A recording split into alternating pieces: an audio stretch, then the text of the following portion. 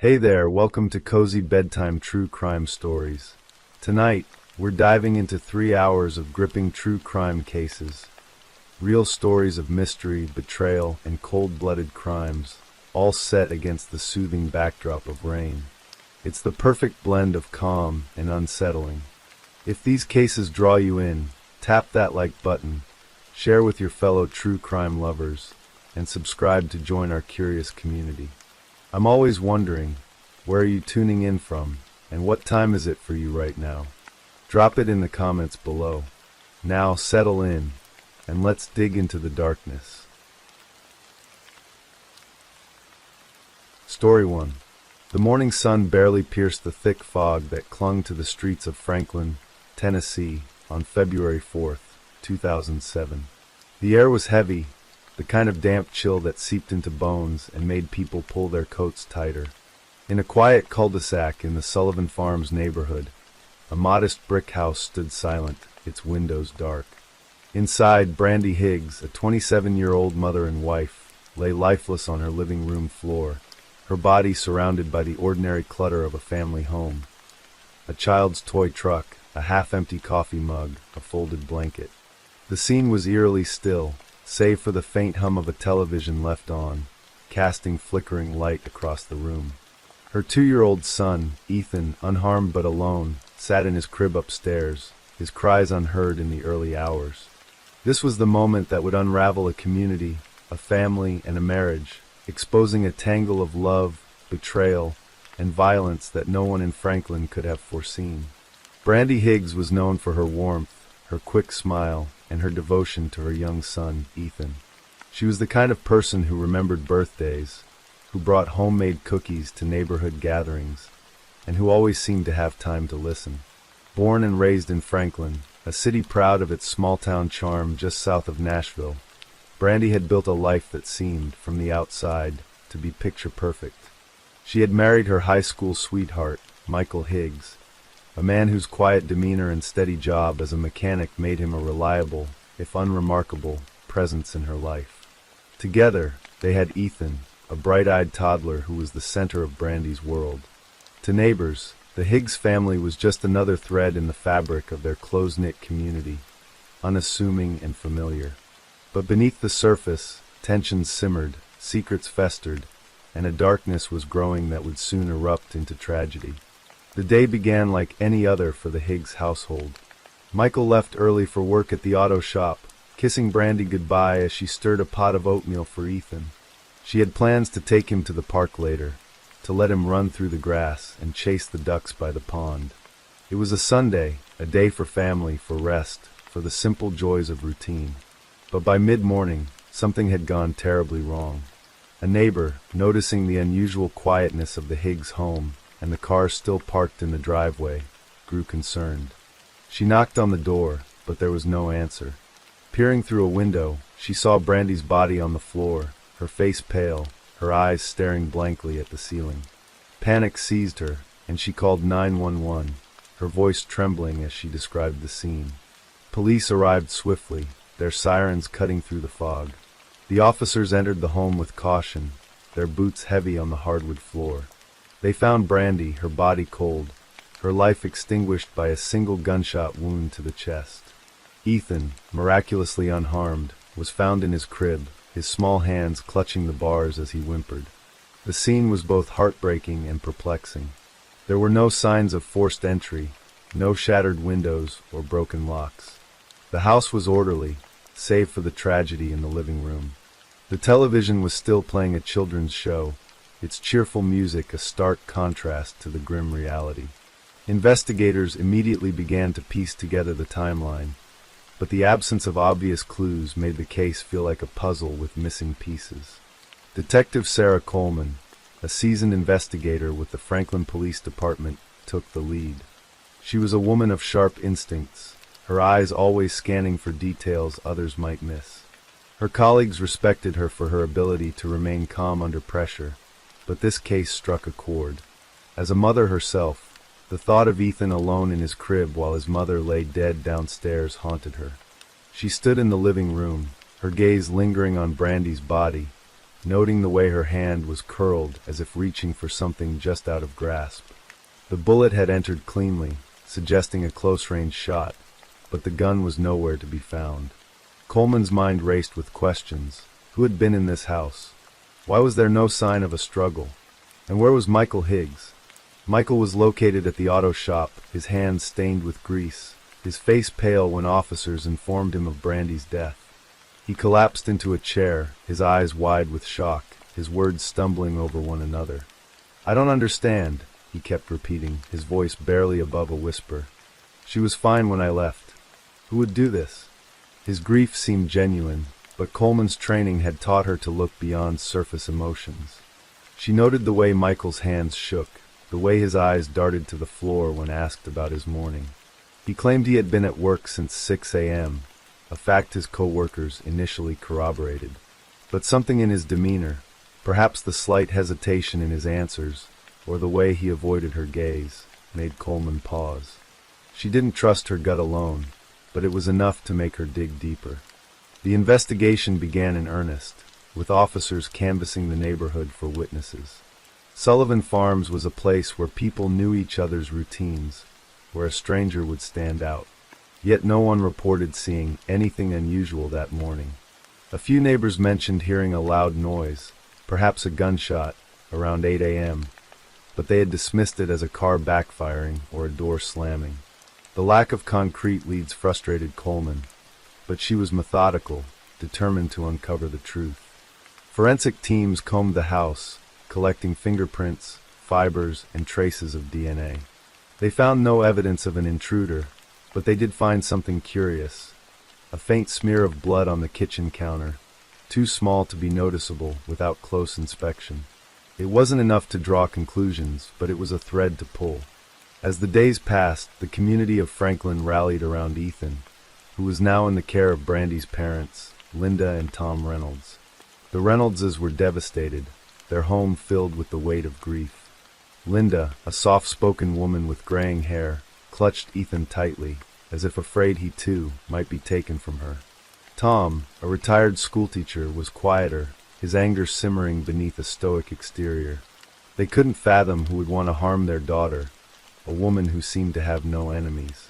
At Brandy's funeral, the church overflowed with mourners, their faces a mix of sorrow and disbelief. The pastor spoke of Brandy's kindness, her love for her son, and her unwavering faith. But even as the community grieved, whispers began to spread. Was Michael telling the truth? Could someone so close to Brandy have been involved? Coleman's investigation zeroed in on Michael, not because of hard evidence, but because statistics pointed to the spouse in cases like this. She interviewed him multiple times, each session more probing than the last. Michael's story remained consistent. He had left for work early, kissed Brandy goodbye, and spent the morning at the shop. His co-workers confirmed his presence, but Coleman noticed discrepancies in their accounts. One mechanic, a young man named Jake, seemed nervous, his eyes flickering when asked about Michael's exact whereabouts. Pressed further, Jake admitted that Michael had stepped out for about an hour that morning, claiming he needed to run an errand. This gap in Michael's alibi was the first crack in his story, and Coleman seized on it. Meanwhile, Brandy's parents shared their own concerns. Linda revealed that Brandy had confided in her about troubles in her marriage. Michael had been distant, she said, prone to sudden bursts of anger over small things. Brandy had wondered if he was hiding something, though she never elaborated. Tom, less diplomatic, called Michael controlling, recounting how he had once seen Michael grip Brandy's arm too tightly during an argument at a family barbecue. These were not accusations of murder, but they painted a picture of a marriage under strain. Coleman filed this away, knowing that motive often lay in the quiet fractures of a relationship. The forensic results began to trickle in, offering both clarity and new questions. The blood smear on the kitchen counter matched Brandy's, suggesting she might have been injured before the fatal shot. Ballistics confirmed the bullet was from a .38 caliber revolver, a common weapon but one not found in the Higgs home. The absence of the murder weapon was a significant hurdle, as was the lack of gunshot residue on Michael's hands when he was tested hours after the crime.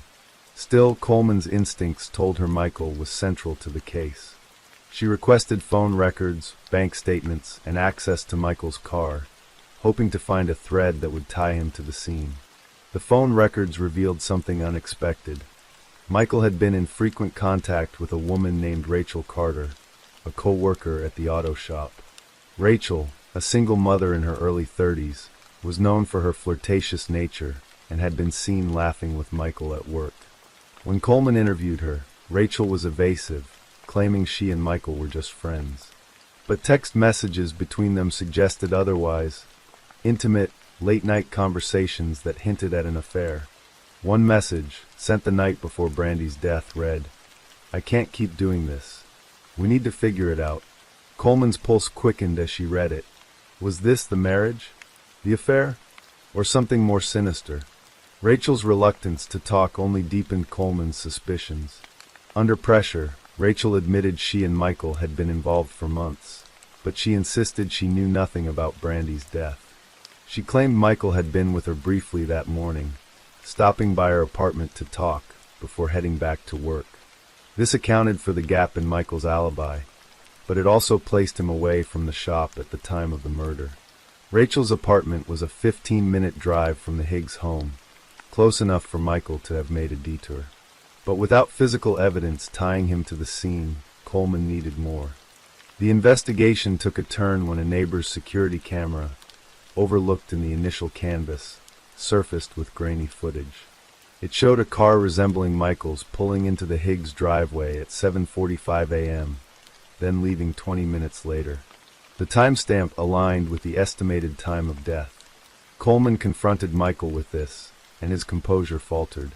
He claimed he had forgotten to mention returning home to grab a tool he needed for work. The explanation felt flimsy, and Coleman's team searched Michael's car, finding a single .38 caliber bullet in the glove compartment. It wasn't a smoking gun, but it was enough to justify a deeper look. As the weeks turned into months, the case grew colder. The community's initial shock gave way to frustration, with many pointing fingers at Michael, but lacking the evidence to convict him. Ethan, now 3, was thriving with his grandparents, but the loss of his mother left an unspoken void. Linda and Tom became vocal advocates for justice, organizing vigils and speaking to local news outlets like the Tennessean, which covered the case extensively. Their pleas kept the story alive, but the lack of progress weighed heavily on Coleman. She pored over every detail, from the blood smear to the security footage, convinced the answer was there if she could just see it. A breakthrough came nearly a year later, in January 2008, when a tip came from an unlikely source, Jake, the nervous mechanic. He contacted Coleman, his voice shaking, and confessed that he had lied about Michael's alibi. Michael had asked him to cover for him, claiming he needed to handle something personal. Jake, fearing he'd lose his job, had gone along with it. More damningly, Jake revealed that Michael had access to a .38 revolver, one he kept in a toolbox at the shop. A search of the shop turned up nothing, but Jake's statement was enough to secure a warrant for Michael's arrest. Michael was charged with second-degree murder in February 2008. The trial, held in the Williamson County Courthouse, gripped Franklin. Prosecutors argued that Michael, trapped in a failing marriage and an affair, had killed Brandy in a moment of rage or desperation. The motive was murky, perhaps an argument over his infidelity, perhaps a plan to start anew with Rachel, but the evidence was compelling. The security footage, the bullet in Michael's car, and Jake's testimony painted a picture of opportunity and deceit. The defense countered that the case was circumstantial, with no murder weapon or direct witnesses. Michael took the stand, his voice steady as he professed his love for Brandy and his innocence. But the jury saw the cracks in his story, the inconsistencies that Coleman had painstakingly uncovered. After a 3-week trial, Michael Higgs was convicted of second-degree murder on April 15, 2008. He was sentenced to 20 years in prison, a term that felt both too long and too short to those who loved Brandy. The courtroom was silent as the verdict was read, save for Linda's quiet sobs and Tom's clenched fists. Ethan, too young to understand, played with a toy car in the hallway, oblivious to the weight of the moment. Coleman, watching from the back of the room, felt a mix of relief and emptiness. She had solved the case, but the cost was a family shattered, a child without a mother, and a community forever changed. In the years that followed, Franklin tried to heal. Linda and Tom raised Ethan, filling his life with love and stability. They told him stories of his mother, of her laughter and her fierce devotion to him. The house on Sullivan Farms was sold, its memories too painful to keep.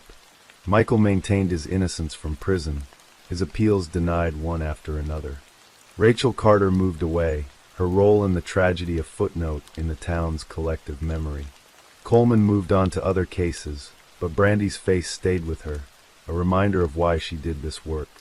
The Brandy Higgs case was a quiet tragedy, rooted in the ordinary struggles of love and betrayal. Yet its impact lingered in Franklin, a reminder that even in a place where everyone knows your name, darkness can hide in plain sight. For those who knew Brandy, the pain of her loss was tempered only by the hope that Ethan would grow up knowing how much his mother loved him, and that justice, however imperfect, had been served. Story 2. The evening of November 15th, 2017, draped Lincoln, Nebraska in a quiet chill, the kind that settled into the bones as the prairie winds whispered across the flatlands, carrying the scent of frost and distant wood smoke. In a modest apartment near the city's bustling Haymarket district, where brick storefronts glowed under streetlights, Sydney Luff was preparing for a second date, her phone buzzing with excitement as she texted her friend Tara Gehrig.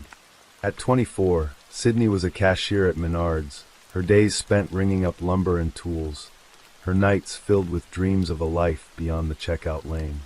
Known for her warm smile and tomboyish charm, she was a young woman full of life, her apartment cluttered with fishing rods, family photos, and a worn tackle box that spoke of her roots in Nalai, a small town 130 miles northwest.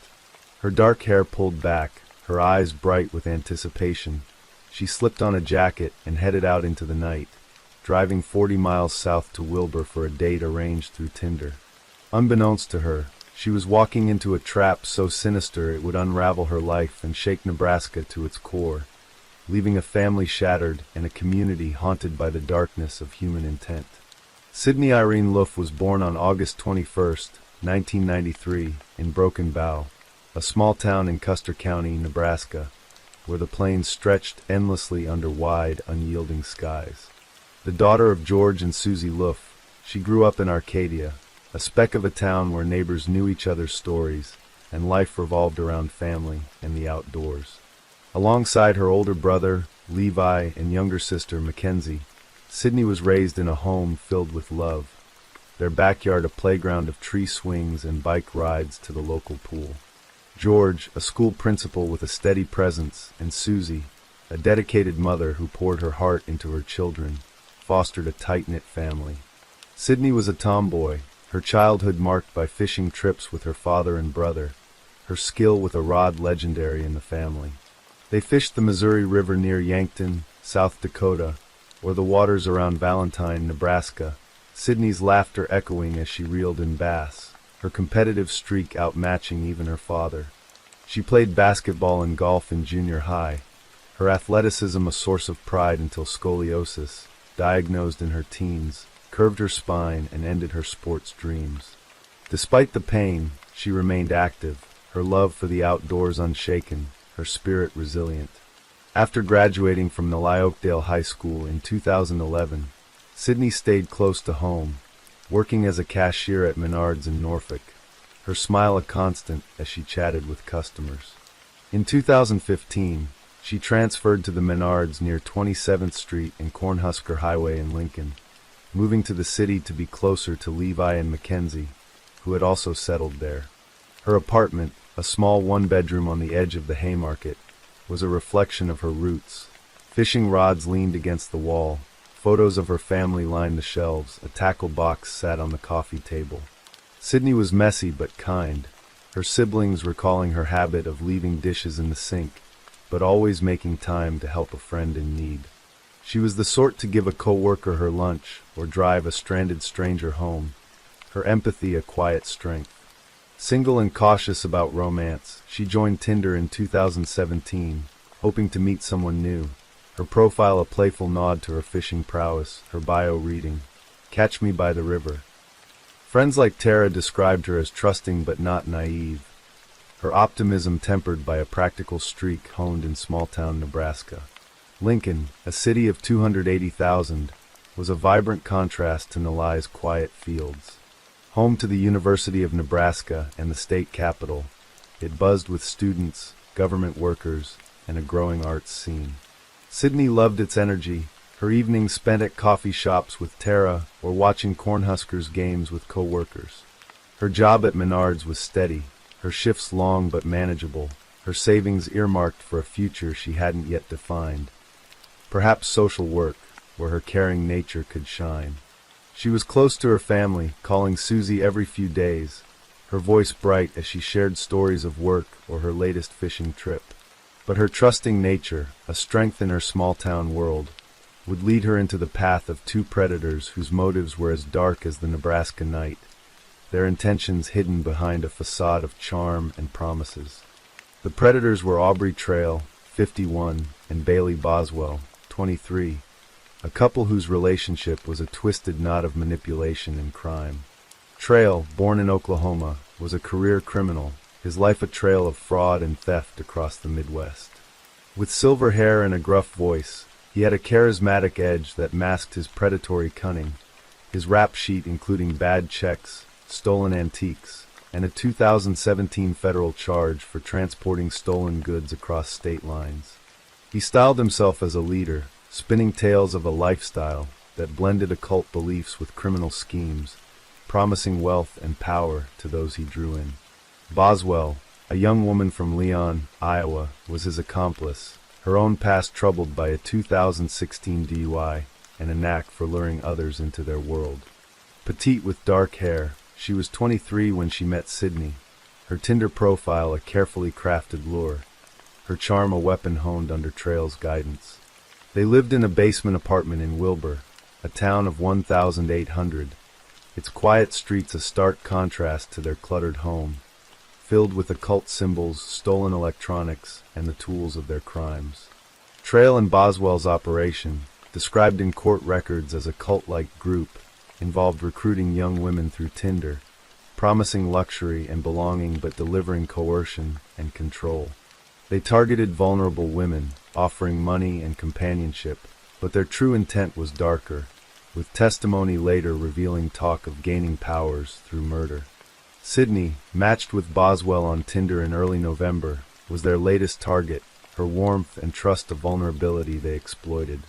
Their first date, on November 14th, was a test, a trip to a casino in Council Bluffs, Iowa, where they smoked and laughed, Sydney texting Tara that she felt a spark, unaware of the trap being set. Boswell, playing the role of a romantic interest, invited her to Wilbur for a second date, promising a quiet night. Sydney, hopeful, agreed, her decision a step toward a fate she couldn't imagine. The crime, detailed in court records from Saline County District Court, unfolded with calculated cruelty on that November evening. Sydney left her apartment at 6 p.m., her silver Ford Fusion cutting through the dark as she drove the 40 miles to Wilbur, her phone pinging cell towers along Highway 77. She arrived at Trail and Boswell's apartment at 6:30 p.m., the basement space dim, its air heavy with cigarette smoke and the faint scent of bleach. 24 minutes later, her phone went dark, its signal lost, a silence that marked the beginning of a nightmare. Inside, according to prosecutors, Sydney was lured into a trap.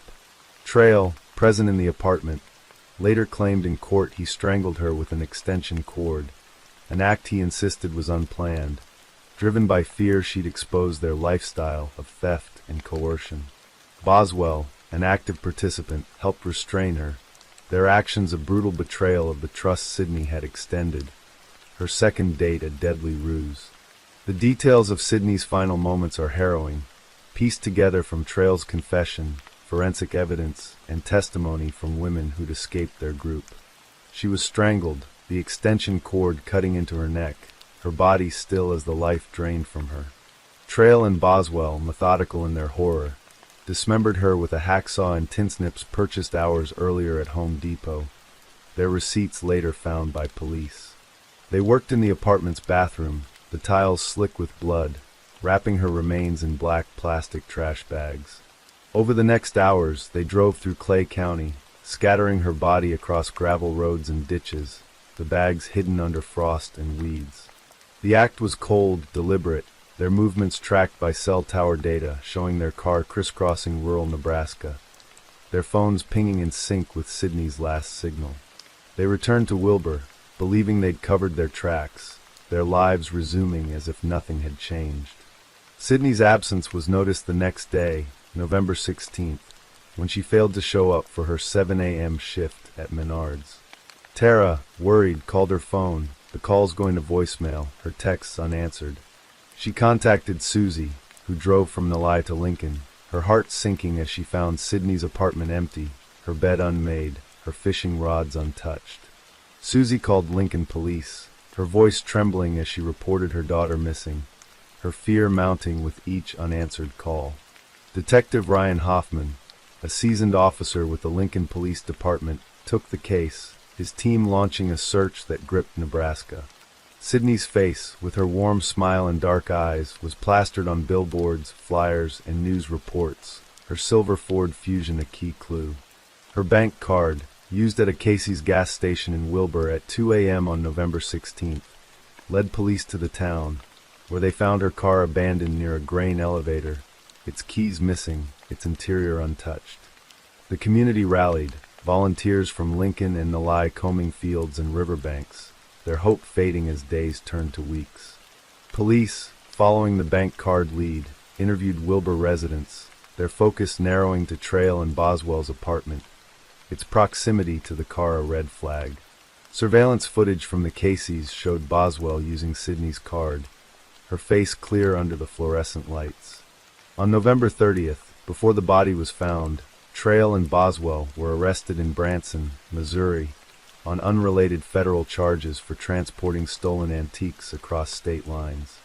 Their bizarre Facebook videos, posted days earlier, proclaimed their innocence, Trail ranting at police, Boswell silent but defiant, their words fueling public outrage. On December 4th and 5th, 2017, a farmer in Clay County, 60 miles from Wilbur, found black plastic bags along a gravel road, their contents spilling into the frost. Police, alerted by the discovery, confirmed the remains were Sydney's, her body cut into 13 pieces, her identity verified by a tattoo of a sunflower on her hip and dental records. The discovery, reported by the New York Times, sent shockwaves through Nebraska, the brutality unthinkable in a state known for its quiet plains and tight-knit communities. The medical examiner, Dr. Michelle Elieff, detailed in court records a cause of death by strangulation, the extension cord's marks clear on Sydney's neck, the dismemberment post-mortem, the tools matching wounds on her remains.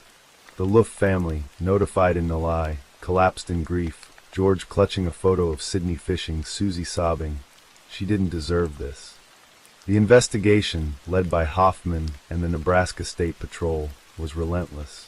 Surveillance footage from Home Depot in Lincoln showed Trail and Boswell buying bleach, trash bags, a hacksaw, and tin snips on November 15th, hours before Sydney's arrival, their faces calm under the store's lights. Cell tower data mapped their movements, their phones pinging in Wilbur and Clay County, syncing with Sydney's last signal. DNA on the tools, found in their apartment, matched Sydney's blood, the hacksaw's teeth aligning with cuts on her bones. Testimony from 3 women who'd been part of their group was chilling, one telling prosecutors of Trail's talk of gaining powers through murder, another describing Boswell's role in luring women via Tinder. The women, granted immunity, detailed a pattern of manipulation, their stories corroborating the evidence. Trail, in custody, confessed after the body was found, admitting to the strangulation but claiming it was spontaneous, a lie contradicted by the premeditated purchases and his own statements about fearing exposure. The trials, held in Saline and Dawson counties, were a media storm. Trail's trial, in July 2019, was marked by chaos. On the third day, he slashed his throat in court with a smuggled razor blade, yelling, "Bailey is innocent, and I curse you all."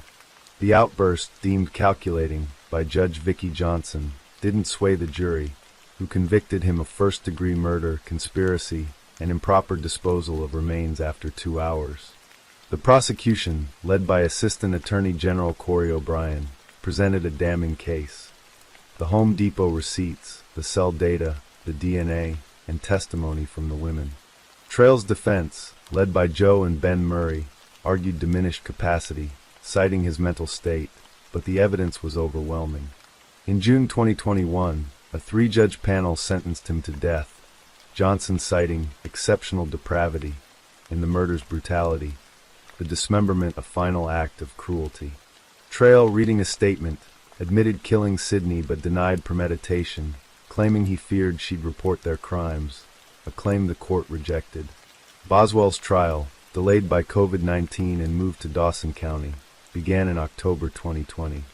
The prosecution, again led by O'Brien, detailed her role as the lure, her Tinder messages to Sydney calculated, her presence during the murder active.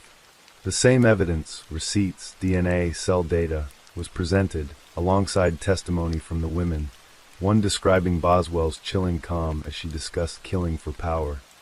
The defense, led by Todd Lancaster, claimed she was under Trail's control, a victim of his manipulation, but the jury, after 3 hours, convicted her of first-degree murder, conspiracy, and improper disposal of remains.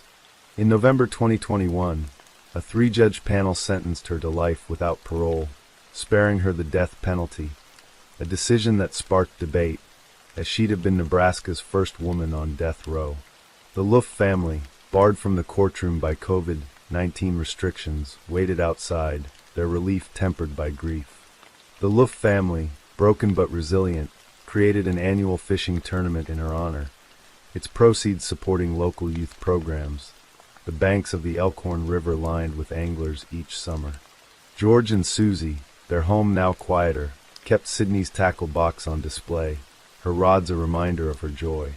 Levi and Mackenzie, now in their 30s, spoke of her at vigils, their memories of her laughter a balm for their pain. Trail, on death row at Tecumseh State Prison, lost his appeal in November 2022, the Nebraska Supreme Court upholding his sentence, his fate sealed in a state where executions are rare. Boswell, at Nebraska Correctional Center for Women in York, remains silent, her appeals ongoing but unlikely to succeed, her life a series of gray days behind bars. By September 2025, the Sydney Luff case remains a scar on Nebraska, its details etched in the collective memory of a state unaccustomed to such horror. Billboards in Lincoln, once pleading for Sydney's return, now advertise community events, but her name lingers in conversations, her smile a fixture in Nalai's community center. Story 3. The morning of August 12, 2018, broke over Sanford, Florida, with the kind of humid stillness that clung to the skin, the air heavy with the promise of a late summer storm. Sanford, a small city nestled along the shores of Lake Monroe, was a place of modest homes and shaded streets, where the scent of jasmine mingled with the hum of air conditioners, and neighbors waved from porches as they sipped sweet tea. In a tidy ranch-style house on West 20th Street, where the lawn was neatly trimmed and a basketball hoop stood weathered but proud, Jordan Davies, a 17-year-old high school senior, was starting his day. His backpack, slung over one shoulder, was stuffed with textbooks and a notebook filled with sketches of bridges and buildings, his dreams of becoming an engineer etched in every line. His earbuds blasted hip-hop, the bass a steady rhythm as he laced his sneakers, his quick smile a familiar sight to his parents, Marcus and Alicia, who were already up, their morning routine a quiet dance of coffee and conversation. To his family, friends, and teachers, Jordan was a beacon of potential, a young man who carried the hopes of a community still scarred by its past. But beneath the surface of Sanford's calm, a tragedy was brewing, one that would erupt in a crime that shook the town to its core, leaving a family shattered and a city grappling with questions of justice, race, and redemption. Jordan Davies was born in 2001 in Sanford, a town with a complex history, its name etched in the national consciousness by the 2012 Trayvon Martin case, a tragedy that had exposed its racial divides and lingered like a shadow. The only child of Marcus and Alicia Davies, Jordan grew up in a home filled with love, though money was often tight. Marcus, a mechanic at a local auto shop, was a man of few words but deep pride, his hands stained with grease, his evenings spent teaching Jordan how to fix carburetors or change oil, their garage a classroom of practical dreams. Alicia, a part-time receptionist at a medical clinic, was the family's heart, her warmth filling their home with the aroma of fried chicken and collard greens, her laughter a constant even on tough days. Jordan, their pride and joy, was a bright child, his teachers at Sanford Middle School noting his curiosity, his habit of asking questions that went beyond the textbook. Why bridges stood strong, how engines roared to life. By high school, at Seminole High, he was a standout in the honors program, his math and science grades earning him praise. His dreams of studying engineering at the University of Florida a constant topic with his best friend, Malik, a lanky poet with a quick wit. Sanford, for all its charm, was a town of contrasts. Its historic downtown, with its brick storefronts and riverfront parks, drew tourists who strolled along Lake Monroe, their cameras capturing the quaint beauty. But beyond the postcard scenes lay pockets of poverty, where families struggled to make ends meet, and the legacy of racial tension simmered. Jordan navigated this world with a quiet confidence, his friends a diverse crew of black, white, and Hispanic kids who shared his love for pickup basketball at Fort Mellon Park and late-night video game sessions. He was known for his loyalty, his habit of helping classmates with algebra or sharing his lunch with those who had none. At the grocery store where he worked weekends, bagging groceries to save for college, he was a favorite among customers, his smile disarming, his chatter about engineering a spark of ambition.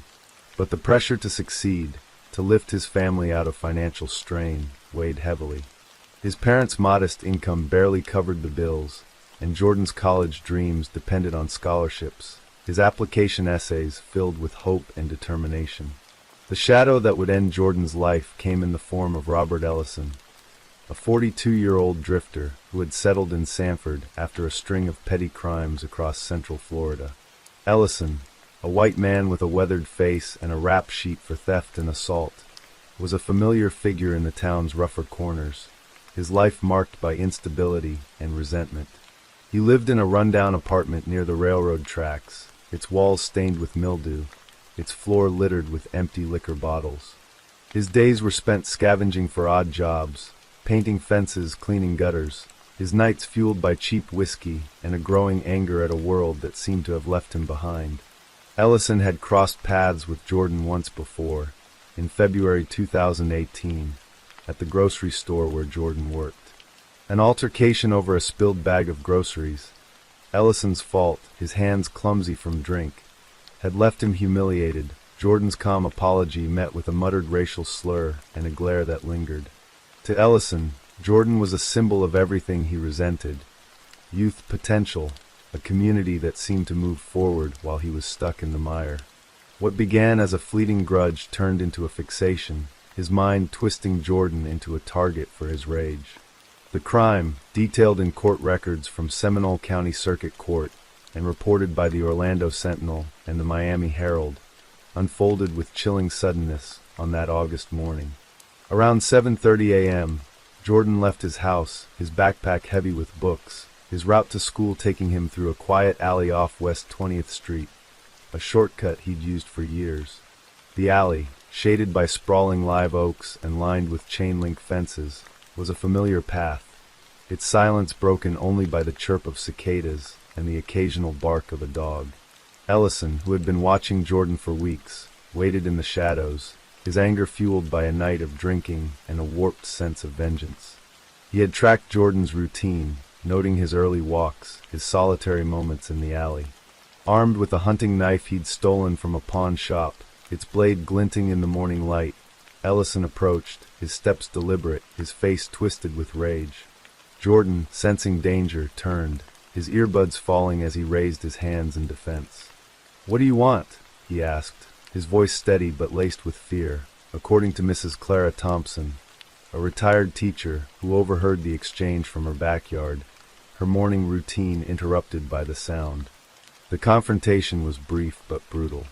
Ellison lunged, the knife catching Jordan in the chest, a single, fatal wound that severed his aorta. Jordan staggered, his backpack falling to the pavement, his hands clutching the wound as blood soaked his shirt, pooling beneath him in the alley's dirt. He gasped, his eyes wide with shock, his body collapsing as Ellison stood over him, his breath ragged, his hands trembling. The attack, over in seconds, was a burst of violence that left no room for mercy. Ellison, panicked but cold, fled the alley, discarding the knife in a dumpster 2 blocks away, its blade still wet with Jordan's blood. Mrs. Thompson, walking her dog, saw Jordan collapse and ran to his side, her screams alerting neighbors. She dropped to her knees, her hands trembling as she pressed her scarf against the wound, Jordan's eyes fluttering, his breath shallow. "Hold on, baby," she whispered, her voice breaking as she dialed 911, the operator's calm instructions a faint lifeline. Paramedics arrived within minutes, their sirens piercing the morning, their faces grim as they worked to save him. But the wound was too severe, the blood loss too great.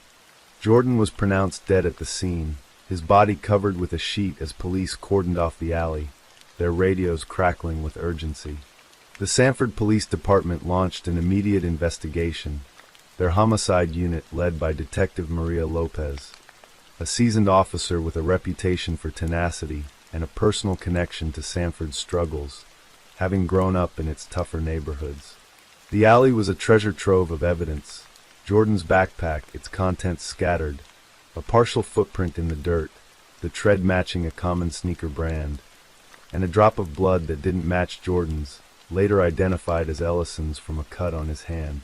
Mrs. Thompson's description of a man in a gray jacket fleeing the alley, his face scratched, was a critical lead, her memory sharp despite the shock.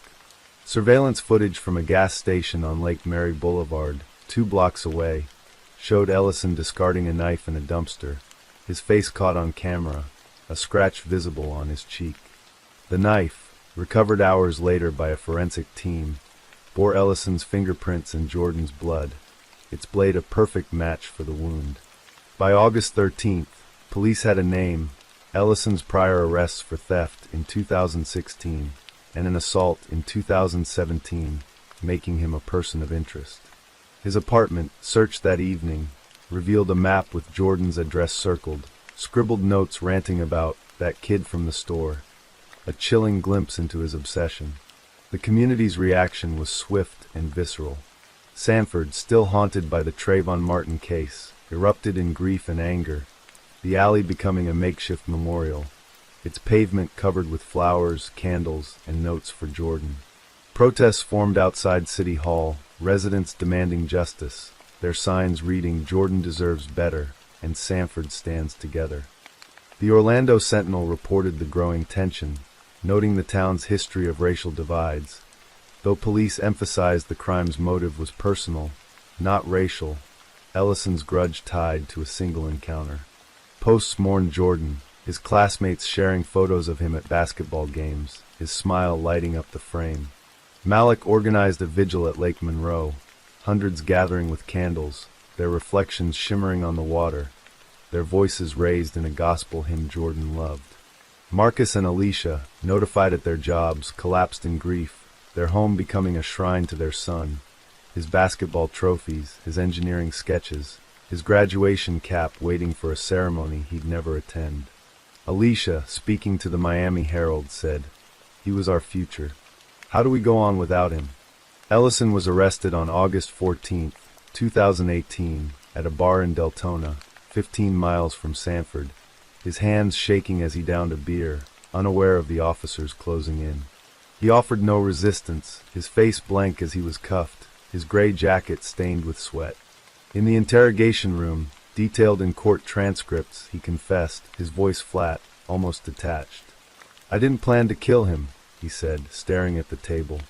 "He looked at me like I was nothing, just like that day in the store. It got in my head." His grudge, fueled by alcohol and a sense of inferiority, had festered into violence, his choice to stalk and target Jordan a twisted act of retribution. The arrest, covered by the New York Times, brought a measure of relief to Sanford, but the loss was profound, the community grappling with the senselessness of it all. Detectives, piecing together Ellison's movements, found he had followed Jordan for weeks, his notes detailing the boy's routines, his anger growing with each passing day. The investigation revealed the depth of Ellison's obsession. His apartment, a squalid one-room unit, was a window into his unraveling mind. Empty bottles, unpaid bills, and a notebook filled with ramblings about Jordan, his name scrawled in angry loops. His criminal history painted a picture of a man unmoored. Arrests for shoplifting in Orlando, a bar fight in Daytona Beach, a 2017 assault charge that resulted in probation.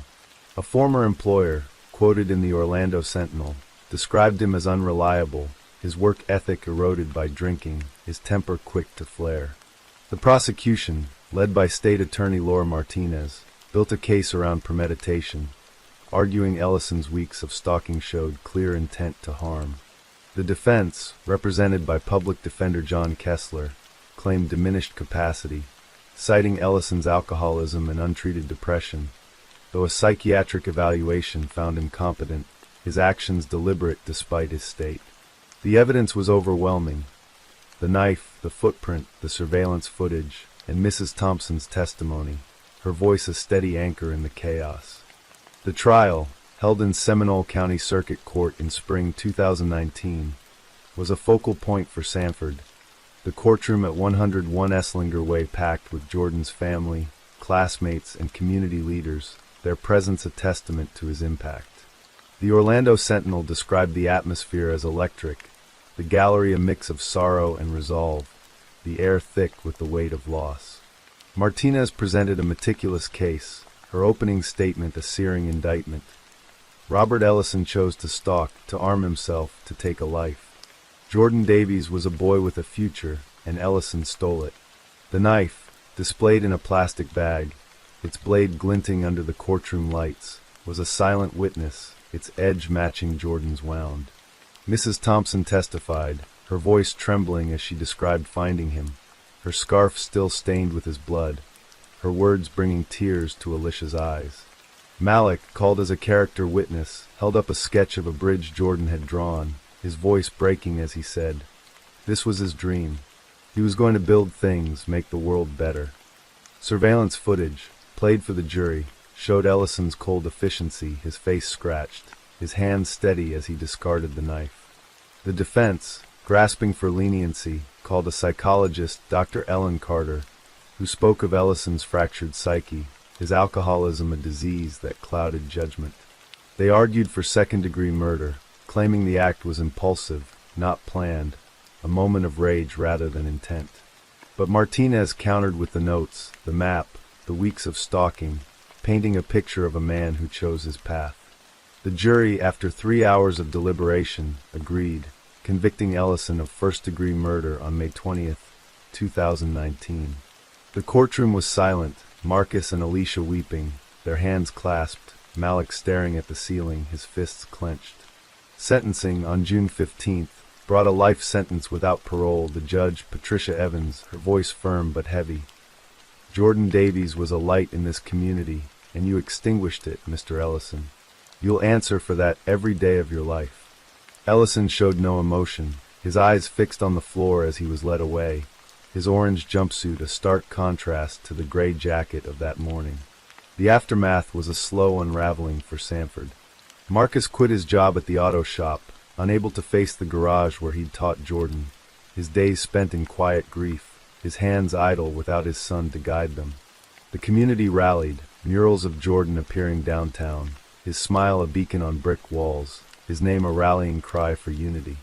Fort Mellon Park, where he'd played basketball, became a site for annual memorials, kids shooting hoops in his honor, their laughter a bittersweet echo. Ellison, incarcerated at Florida State Prison, faded from view, his appeals denied by 2020, his life a series of gray days behind bars. The Orlando Sentinel followed the case, its editorials calling for youth programs to prevent such tragedies, citing Jordan's potential as a loss for all of Sanford. By September 2025, the Jordan Davies case remained a wound, its scar visible in the alley, now marked with a small plaque in his memory, its words simple. Jordan Davies, 2001 to 2018, dreamer, son, friend. Marcus and Alicia moved to a smaller home, their old house too full of memories, though they kept Jordan's sketches, his trophies, his dreams alive in their hearts. Malik, now at Florida State, studied English, his poetry dedicated to Jordan, his verses read at vigils. Sanford, with its riverfront charm and painful history, moved forward, but Jordan's absence lingered, his life a testament to potential unrealized, his death a call to protect the young, to bridge divides, to cherish every moment in a town forever changed. Story 4. The morning of July 23, 2019, broke over Huntington Beach, California, with the kind of golden haze that defines a Southern California summer. The Pacific Ocean lapped gently at the shore, its rhythm a quiet counterpoint to the bustle of the city's vibrant streets, where surfers carried boards under their arms and tourists snapped photos of the pier. In a modest apartment complex off Main Street, where palm trees swayed and the air carried the faint tang of salt, Heather Suzanne Bush lived a life that seemed unremarkable to those who passed her by. At 27, she was a young woman navigating the complexities of adulthood, her days spent working as a retail associate at a surf shop, her evenings filled with dreams of a life beyond the daily grind. Known to friends as warm but guarded, Heather carried a quiet strength, her hazel eyes betraying a flicker of ambition beneath a life marked by struggle. But beneath the surface of her ordinary existence, a web of deceit and desperation was forming, one that would unravel in a crime that shocked Orange County and left a trail of questions that lingered long after the gavel fell. Heather Suzanne Bush was born in 1992 in Anaheim, a city where the magic of Disneyland cast a long shadow over the gritty realities of working-class life. The daughter of a single mother, Linda, who juggled 2 jobs, waitressing by day, cleaning offices by night, Heather grew up in a small apartment, its walls thin but filled with love. Her childhood was a patchwork of resilience and yearning, her mother's tired smiles a constant reminder of sacrifice. Heather's younger brother, Tommy, for years her junior, was her shadow, a shy boy who looked to her as both sister and protector. At Laura High School, Heather was a bright student, her teachers noting her quick mind and flair for writing, her essays filled with vivid stories of far-off places she hoped to see. But her grades often suffered under the weight of part-time jobs, bagging groceries, folding clothes at the mall, to help with bills. By her teens, she was navigating a world of financial strain, her mother's long hours leaving Heather to cook dinner, help Tommy with homework, and dream of a future where money wasn't a constant worry.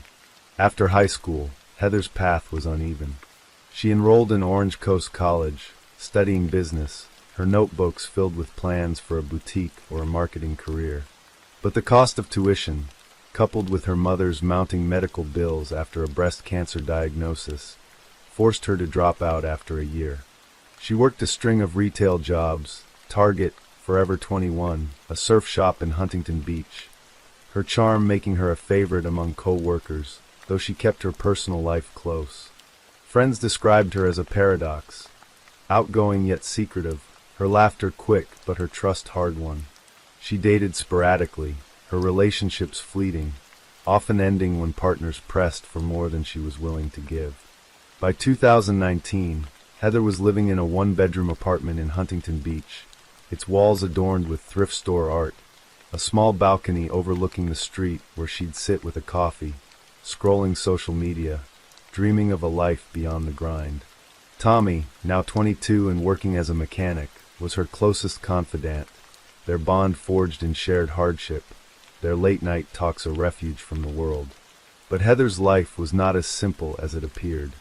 Unknown to most, she had fallen into a dangerous orbit, one that would lead to the crime that defined her name in court records. In early 2019, at a bar off Pacific Coast Highway, she met Adele Alexander Holmes, a 30-year-old drifter with a rap sheet for petty theft and drug possession. Adele was charismatic, his easy smile and quick wit masking a restless edge. He spoke of easy money, of schemes that could lift them out of their struggles. Over cheap beers, he introduced Heather to a world of small-time scams, credit card fraud, identity theft, and forged checks that promised quick cash with minimal risk. Heather, drowning in debt from student loans and her mother's medical expenses, was drawn in, her moral compass wavering under the weight of temptation. Alongside Adele, she became entangled with a loose network of associates, including a woman named Heather Susan Gillespie, whose shared name with Heather Bush would later complicate court documents. The group operated in the shadows of Orange County's sunlit streets, their schemes targeting local businesses and unsuspecting residents. The crime that would unravel their lives began with a plan that seemed simple: a forged check scheme targeting a small chain of surf shops in Huntington Beach. According to court records from the Orange County Superior Courts, filed on March 5, 2021, Heather Bush, Adele Holmes, and others conspired to create counterfeit checks, using stolen identities to cash them at local businesses. Heather, with her retail experience, played a key role, posing as a legitimate customer to pass the checks, her smile disarming cashiers who failed to notice the forged signatures. The scheme netted thousands of dollars, the money split among the group, fueling a cycle of reckless spending, late-night parties at beachfront bars, designer clothes, and for Heather, a fleeting taste of the life she craved. She bought a new phone, paid off a chunk of her mother's hospital bills, and even splurged on a weekend trip to San Diego, her first vacation in years. But the operation was sloppy, the group's inexperience leaving a trail of digital footprints, email exchanges, bank transfers, and surveillance footage that would prove their undoing.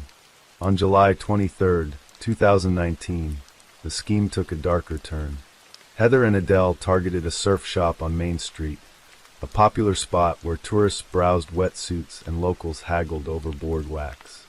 Heather, dressed in a sundress, her hair pulled back in a neat bun, walked in with a forged check for $2,500, made out to a fictitious name, Sarah Thompson.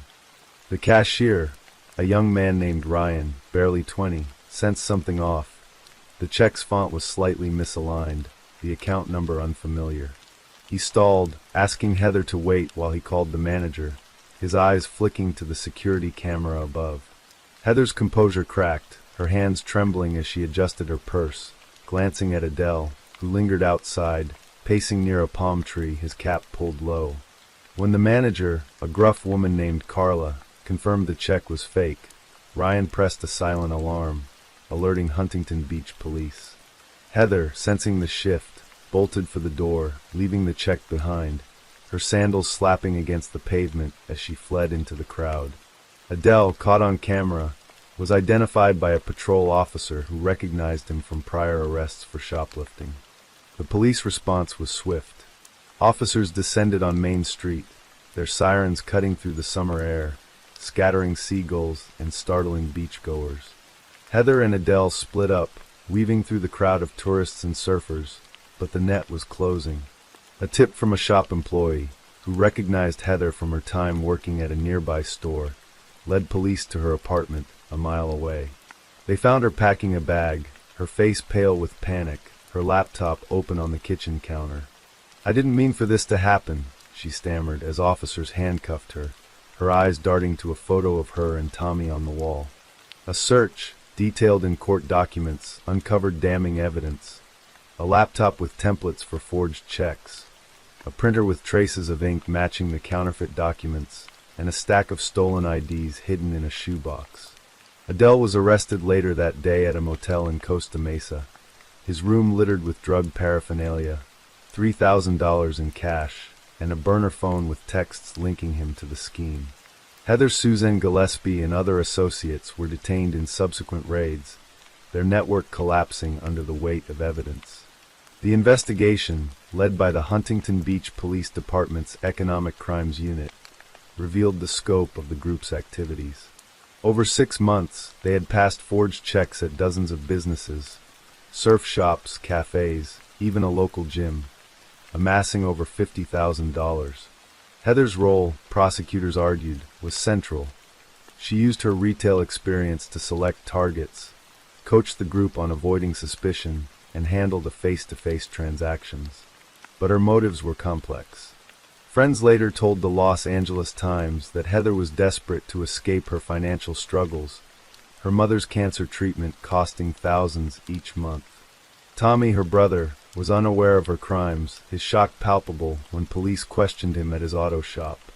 "She was trying to help Mom," he said, his voice breaking, his hands stained with grease.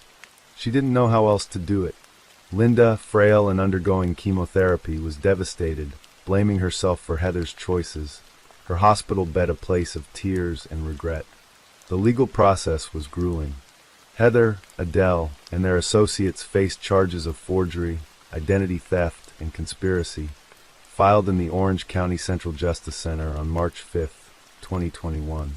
Court records, accessed via Unicourt, detail a series of pretrial hearings in 2021 and 2022, with Heather represented by attorney Megan Elizabeth O'Sullivan, a public defender known for her tenacity. Heather pleaded not guilty, her defense arguing she was coerced by Adele, whose charisma and criminal history had preyed on her vulnerability. Adele, represented by attorney Shane McDonough, claimed he was a minor player, manipulated by others in the group, his drug addiction clouding his judgment. The prosecution, led by Clarissa Stone, painted a different picture, a calculated scheme driven by greed, with Heather as a willing participant, her retail background making her the group's linchpin. Evidence included surveillance footage from the surf shop, bank records showing deposits to Heather's account, and text messages between her and Adele, one chillingly reading, "We hit big this time. Keep it tight." The trial, held in spring 2022, was a study in contrasts. The courtroom, a sterile space of oak benches and fluorescent lights, was packed with reporters from the Orange County Register, family members, and curious locals drawn by the case's audacity. Heather, her hair neatly braided, sat quietly, her eyes downcast as prosecutors presented their case. Ryan, the surf shop cashier, testified about her nervous demeanor, his voice steady but tinged with regret, as if he wished he'd stopped her sooner. A forensic analyst, a bespectacled woman named Dr. Patel, detailed the digital trail. IP addresses traced to Heather's apartment, email accounts linked to the stolen IDs, and deleted files recovered from her laptop. Tommy, called as a character witness, spoke of his sister's kindness, her sacrifices for their mother, her late-night calls to check on him. "She's not a bad person," he said, his voice breaking, bringing tears to the gallery. The defense leaned on Heather's lack of prior convictions, painting her as a young woman swept up in a bad crowd, her dreams derailed by desperation and Adele's influence. The prosecution's case was methodical, their evidence a web that tightened around Heather and Adele. Surveillance footage showed Heather passing checks at 3 different stores, her smile practiced, her movements deliberate. Bank records revealed deposits to her account, small sums that funded her mother's treatment, but also larger withdrawals for clothes and a trip to San Diego. A text exchange with Adele, recovered from her phone, showed her planning the Main Street hit. "This one's easy. They don't check IDs." The defense countered with testimony from a psychologist who described Heather's financial stress and Adele's manipulative charm, arguing she acted under duress. But the jury, after deliberating for 2 days, was unmoved. On June 13, 2022, they delivered their verdict. Guilty on all counts for Heather and Adele. Heather's face crumpled as the foreman spoke, her hands gripping the table, while Adele stared blankly ahead, his jaw tight. The sentencing, on July 18, 2022, was a somber affair. The judge, a stern woman named Judith Carter, addressed Heather directly, her voice measured but firm. "Your choices caused harm to this community, Ms. Bush. But I see your remorse, and I hope you find a better path." Heather was sentenced to 3 years in state prison, with credit for time served, her release projected for early 2023 due to good behavior. Adele received 5 years, his prior record for theft and drug charges weighing heavily. The courtroom was silent as the sentences were read. Heather's mother, Linda, sobbing in the gallery, Tommy's arm around her frail shoulders. The case, covered by the Orange County Register and local news, sparked debate about the pressures of poverty, the allure of quick money, and the fine line between victim and perpetrator. For Huntington Beach, it was a reminder that crime could lurk beneath the city's sunny veneer, its beaches and boardwalks hiding stories of desperation. Heather's time in prison was a period of reflection. Incarcerated at the California Institution for Women in Corona, she enrolled in rehabilitation programs, attending classes on financial literacy and creative writing, her old passion rekindled. Her letters to Tommy, sent weekly, were filled with regret and resolve. "I let everyone down," she wrote, her handwriting shaky, the paper smudged with tears. "I want to make it right for Mom, for you." Linda, battling cancer, visited when her health allowed, their conversations through the glass partition a mix of love and pain. She brought photos of Tommy's newborn daughter, Heather's niece, a spark of hope in their strained meetings. Adele, in a separate facility, faded from the narrative, his fate less documented, his role in the scheme a footnote to Heather's story. The other associates, including Heather Susan Gillespie, received lighter sentences, probation and community service, their roles deemed peripheral by the court. The community, meanwhile, grappled with the fallout. The surf shop, hit hard by the fraud, tightened its security, installing new cameras and training staff to spot forged checks. The owner, Carla, spoke to the Los Angeles Times about the betrayal of trust, her business struggling to recover from the financial hit. Other businesses in Huntington Beach followed suit, the case prompting a wave of caution in a city known for its laid-back vibe. Tommy, determined to support his sister, took on extra shifts at the auto shop, saving for her return. Linda's cancer went into remission in late 2022, a small victory that buoyed the family, though the scars of Heather's choices remained. Friends and neighbors, who once saw Heather as a bright young woman, wrestled with their judgment, some offering forgiveness, others unable to forget the harm she caused. By September 2025, Heather was nearing the end of her sentence, her release date set for March 2023 due to good behavior and participation in rehabilitation programs. She planned to return to Anaheim, to live with Linda and care for her, perhaps to pursue writing, her old notebooks filled with stories of redemption and second chances. Tommy, now married with a daughter, vowed to support her, their bond unbroken despite the pain. He kept a photo of Heather from before the arrest, her smile wide at a family barbecue, a reminder of the sister he believed in. Huntington Beach moved on, its streets bustling with tourists, its waves crashing as always, but the case left a mark, a cautionary tale of ambition gone astray. The woman at the heart of it, Heather Susan Bush, remained a figure of complexity. Neither villain nor victim, but a young woman caught in the tides of her own choices. Her story a reminder of the thin line between dreams and desperation, of the cost of crossing it, and of the hope that lingers even in the aftermath of ruin. Story 5. The evening of April 14th, 2019, settled over Staten Island, New York, with the quiet hum of spring, the kind of night where the borough's neighborhoods felt both alive and serene. The streets of New Dorp, lined with modest homes and blooming cherry blossoms, glowed under the soft light of street lamps, their golden pools reflecting the promise of warmer days. Families gathered for dinner, the clink of dishes mingling with laughter, while children played in the last moments of daylight, their voices echoing through the narrow lanes. In a two-story house on Milton Avenue, where the scent of the nearby harbor drifted through open windows, Marissa DiNapoli was at home, her presence a quiet anchor in a world of routine. At 22, she was a young woman of fierce ambition, her days a whirlwind of college classes, part-time shifts at a coffee shop, and volunteer work that fueled her dream of becoming a social worker. Known for her infectious laugh and unwavering loyalty, Marissa was a daughter, a sister, and a friend whose warmth touched everyone around her. But beneath the surface of her vibrant life, a shadow was creeping, one that would erupt in a crime that shook Staten Island to its core.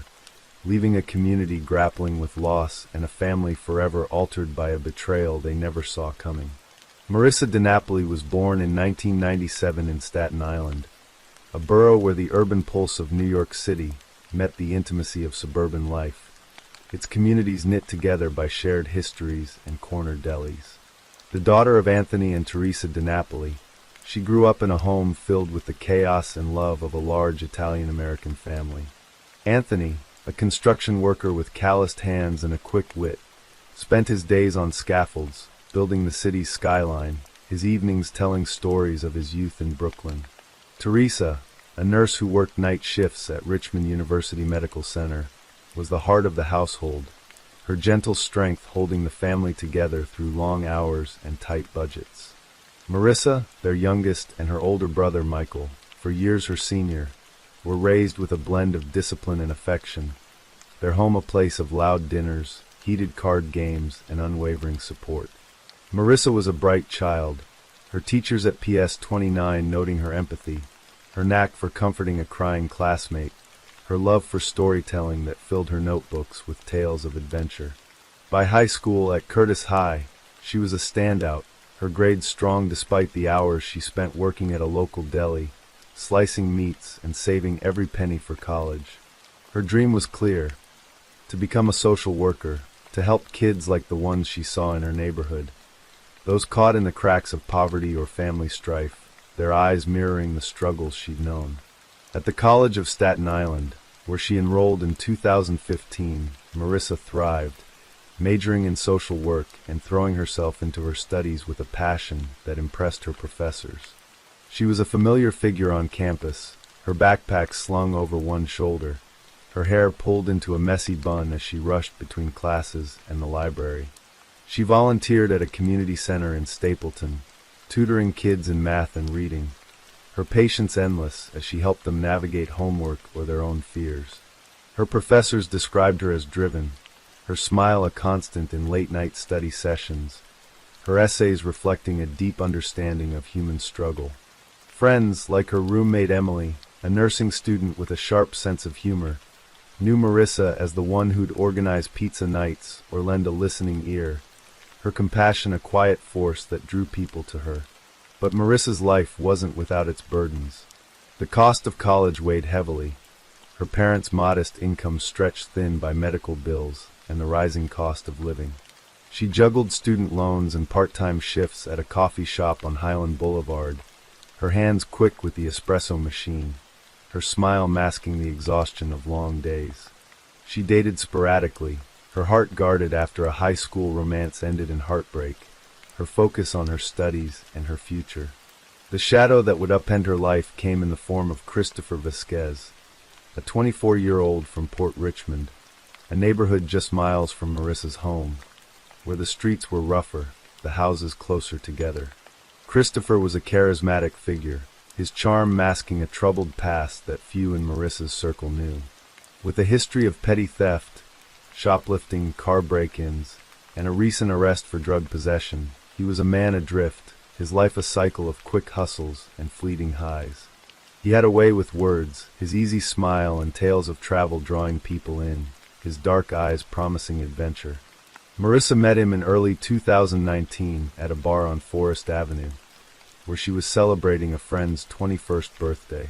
The bar was crowded, the air thick with laughter and the clink of glasses, and Christopher, leaning against the counter, caught her eye. He offered to buy her a drink, his confidence disarming, his stories of surfing in California and backpacking in Mexico a spark in Marissa's demanding world. Their relationship, though brief, was intense, Marissa drawn to his energy, unaware of the darkness beneath his charm. Friends later told the Staten Island Advance that she saw good in him, believed she could help him find stability, her social work instincts blinding her to his volatility. The crime that would define the Marissa DiNapoli case unfolded on that April evening, its details pieced together from court documents filed in Staten Island Supreme Court, police reports from the 120th Precinct. Around 8 p.m., Marissa was at home, her parents out for a rare dinner at a local trattoria, their first night out in months. Michael, working a late shift as a bartender in St. George, had left the house quiet, its rooms filled with the familiar comforts of family life. A worn couch, a fridge covered in magnets, Marissa's textbooks open on the coffee table. She had invited Christopher over, their relationship strained by recent arguments over his erratic behavior, his late-night calls, and unexplained absences.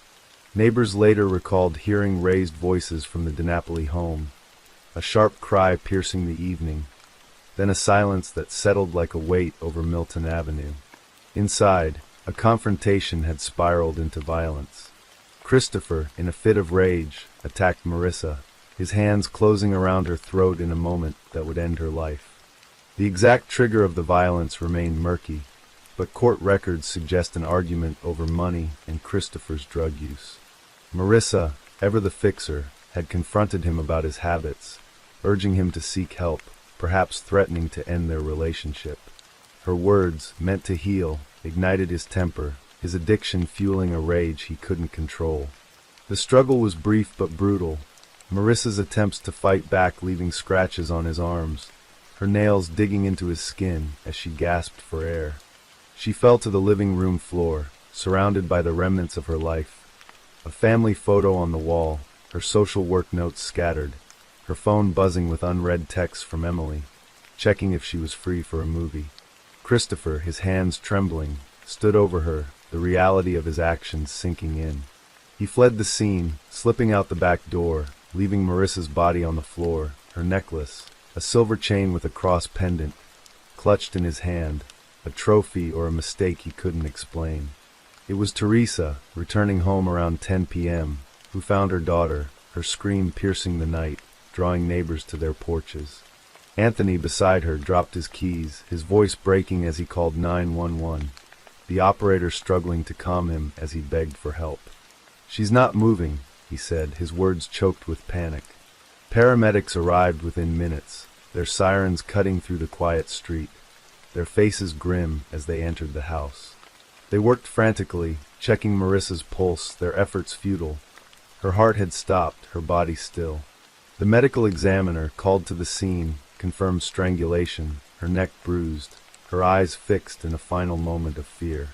The house, once a place of laughter, was now a crime scene, its walls bearing witness to a tragedy that defied comprehension. Neighbors gathered outside, their candles flickering in the spring breeze, their whispers heavy with disbelief. Mrs. Caruso, a retiree who lived next door, told media, "Marissa was an angel. This doesn't happen here." The Staten Island police, alerted at 10:17 p.m., descended on Milton Avenue, their lights flashing against the quiet street, transforming it into a tableau of grief and urgency. Detectives from the 120th Precinct, led by Lieutenant Maria Rossi, a veteran with a reputation for tenacity, processed the scene with meticulous care. They noted the signs of struggle, a knocked-over lamp, a scattered stack of papers, Marissa's phone cracked on the floor. The absence of forced entry pointed to someone she knew, a detail that chilled investigators. Forensic technicians collected evidence: fingerprints, fibers, a single strand of Christopher's hair on Marissa's sweater. Emily, questioned that night at the precinct, mentioned their rocky relationship, her worry about his temper, her voice trembling as she realized the weight of her words. She was scared of him sometimes, she said, her hands twisting in her lap. A bolo was issued for Christopher Vasquez, his description: 5 feet 10 inches, dark hair, last seen in a black hoodie, circulated across the borough, his mugshot from a prior arrest flashing on precinct screens. The manhunt for Christopher was intense, the NYPD mobilizing resources across Staten Island. Detectives tracked his phone, its signal pinging near a friend's apartment in New Brighton, a neighborhood known for its gritty edges. On April 16th, 2 days after the murder, officers spotted him at a deli on Jersey Street, his face haggard, his clothes stained with sweat. He was buying a pack of cigarettes, his hands shaking as he handed over cash, unaware of the plainclothes officers watching from the corner. When they approached, he offered no resistance, his silence damning as he was cuffed and led to a patrol car.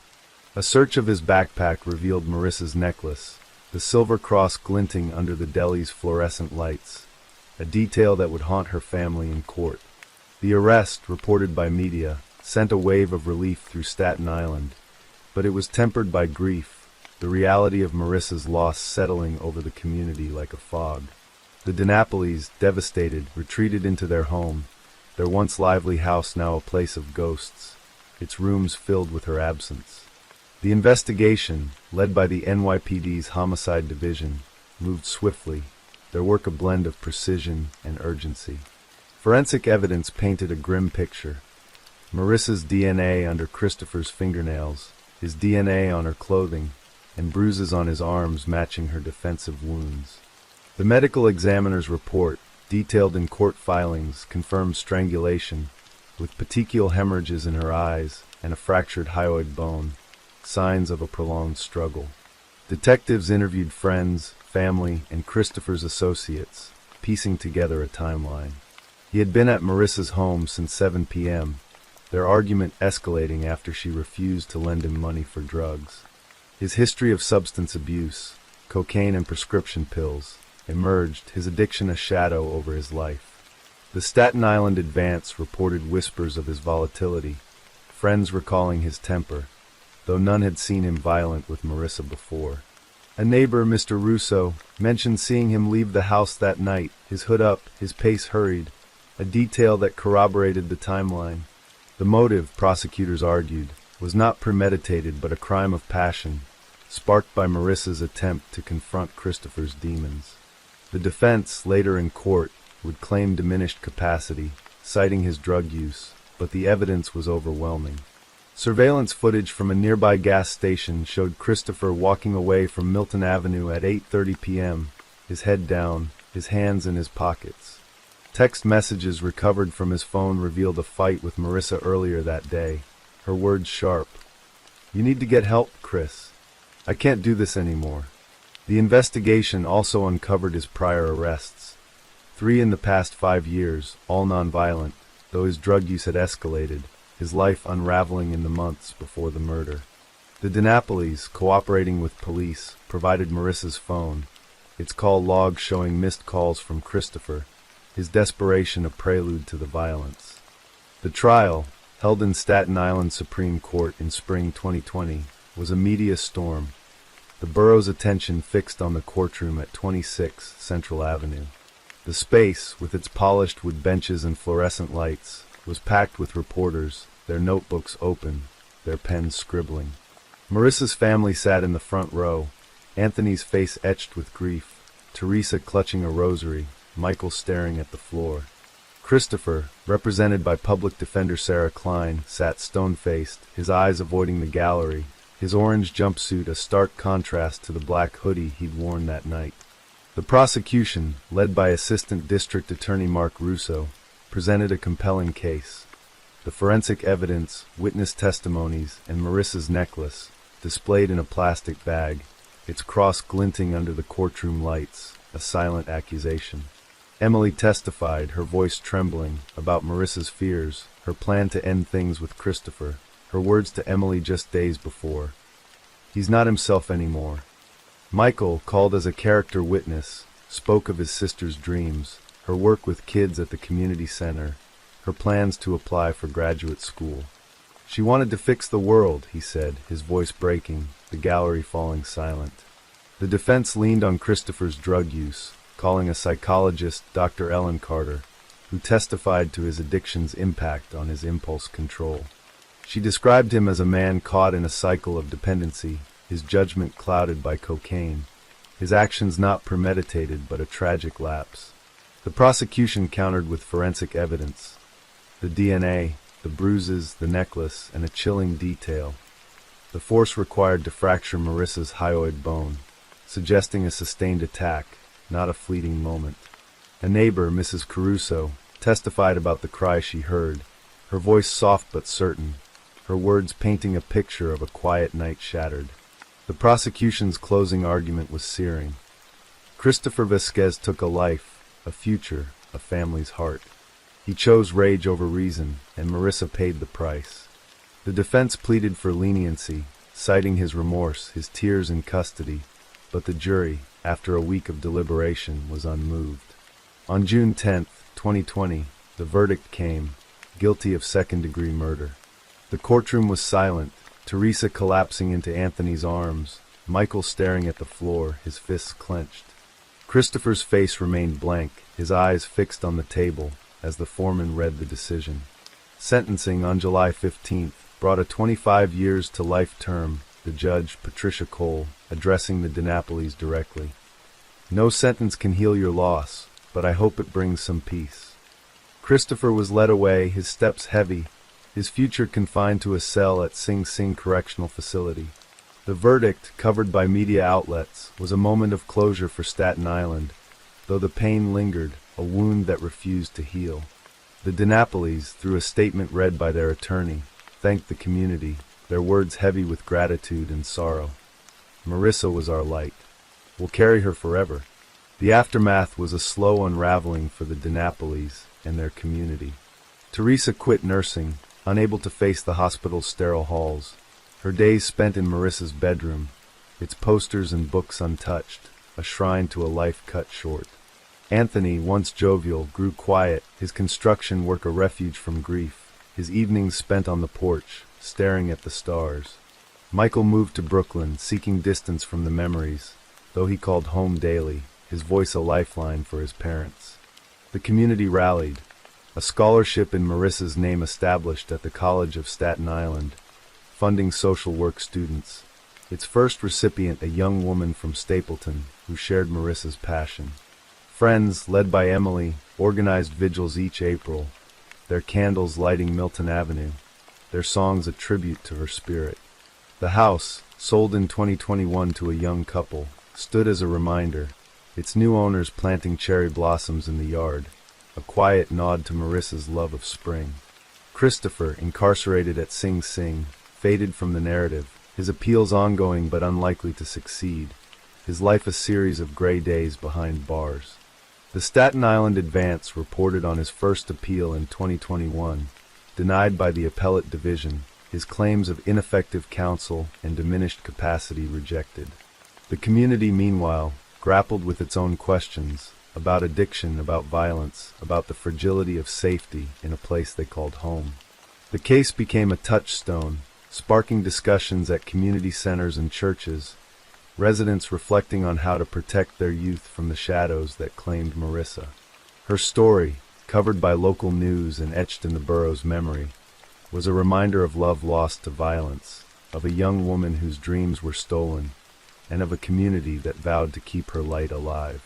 By September 2025, the Marissa DiNapoli case remained a wound for Staten Island, its impact felt in the quiet moments, when Teresa walked past her daughter's room, when Anthony saw a cherry blossom bloom, when Michael heard a laugh that sounded like hers. The scholarship grew, funding 3 more students, each carrying Marissa's dream forward. Emily, now a nurse, volunteered at the Stapleton Community Center, teaching kids to read, her work a tribute to her friend. The borough, with its bustling ferries and quiet streets, moved on, but Marissa's absence lingered, her life a testament to compassion, her death a call to cherish those we love. As the sun set over Milton Avenue, casting long shadows across the cherry blossoms, her memory endured, a quiet presence in a community forever changed. Story 6. The air in Sherman, Texas, was thick with the heat of early summer on May 14, 2015, the kind of day where the sun pressed down on the flat, sprawling landscape, leaving no corner untouched. In a modest apartment on the edge of town, Amanda Pierce, a 32-year-old mother of 2, stood in her bedroom, her hands trembling as she folded clothes into a worn duffel bag. Her heart raced, not with fear but with resolve. She was leaving, finally breaking free from the man who had turned her life into a cycle of fear and pain. Brian Espana, her boyfriend of 3 years, was not home, and Amanda saw her chance. She had called a friend for a ride, her voice steady despite the knot in her stomach, and made plans to stay somewhere safe, somewhere she could be with her children again. But as the clock ticked toward evening, the door swung open, and Brian's shadow filled the frame. By 7:16 p.m., a 911 call would shatter the quiet of that small apartment, reporting Amanda's attempted suicide. Or so it was claimed. The truth, as her sister Kimberly would fight to uncover, was far darker, tangled in a legacy of domestic violence that had already claimed too much of the Pierce family. Amanda Pierce was born into a tight-knit family in Calera, Oklahoma, a small town where the rhythm of life was set by church bells and Friday night football games. The youngest of three sisters, Amanda grew up under the watchful love of her mother, Rebecca, and alongside her sisters, Vivian and Kimberly. Their father, a hard-working man with a gentle smile, died in a car accident in the early 2000s, leaving Rebecca to raise her daughters and son alone. The Pierce women were inseparable, their bond forged through shared laughter and quiet moments in their modest home. Amanda was the dreamer, her hazel eyes always sparkling with a mix of mischief and kindness. She loved music, her fingers strumming an old guitar, and she had a way of making her children, a boy and a girl, feel like the center of the universe. But life had not been kind to the Pierces. In 2007, Amanda's brother succumbed to a sudden illness, a loss that left the family reeling. Then in 2009, tragedy struck again, this time with a brutality that would haunt Amanda and Kimberly for years. Vivian, the middle sister, had fallen into a relationship with Damon Butler, a man whose charm masked a growing addiction to drugs and a propensity for violence. By 2009, Vivian had had enough. She packed her bags, determined to leave him and start anew. But Damon came home early, his eyes wild with rage. He beat and stabbed Vivian to death, her screams echoing through the small Calera house. When Rebecca, worried about her daughter, arrived the next day, Damon turned his fury on her, ending her life with the same ruthless cruelty. The double murder left Amanda and Kimberly devastated, their family fractured beyond repair. Kimberly, the eldest, became the rock, holding Amanda close as they grieved. But the shadow of domestic violence, once a distant fear, now loomed large over their lives. Amanda moved to Sherman, Texas, seeking a fresh start. She found work as a cashier, her warm smile disarming customers, and poured her energy into raising her children. But in 2012, she met Brian Espana, a man whose easy confidence drew her in. At first, their relationship seemed promising, filled with late-night talks and shared dreams. But Brian's demeanor changed over time. He grew controlling, his temper flaring over small things, a late dinner, a phone call he didn't like. By 2014, the abuse was undeniable. He had beaten Amanda publicly, leaving bruises that she hid under long sleeves. 2 warrants for domestic violence were issued against him, but Brian, an undocumented immigrant, evaded arrest, and Amanda, caught in the grip of fear and hope, stayed. She told Kimberly she wanted to leave, but the weight of threats, Brian's promises that he would kill her if she tried, kept her tethered. Detective Laura Martinez of the Sherman Police Department was on duty when the 911 call came in. The voice on the line was Brian's, calm but insistent, claiming Amanda had tried to hang herself with an iron cord in their closet. Martinez arrived at the apartment to find paramedics working frantically to revive Amanda, her body limp, her face pale. They managed to restore a pulse, rushing her to the intensive care unit at Texoma Medical Center. Brian stood in the corner, his hands stuffed in his pockets, his eyes avoiding Martinez's gaze. She noted his demeanor, detached, almost rehearsed, and the apartment's eerie order. There were no signs of a struggle, no overturned furniture or scattered belongings, just the duffel bag half-packed on the bed. Something didn't sit right.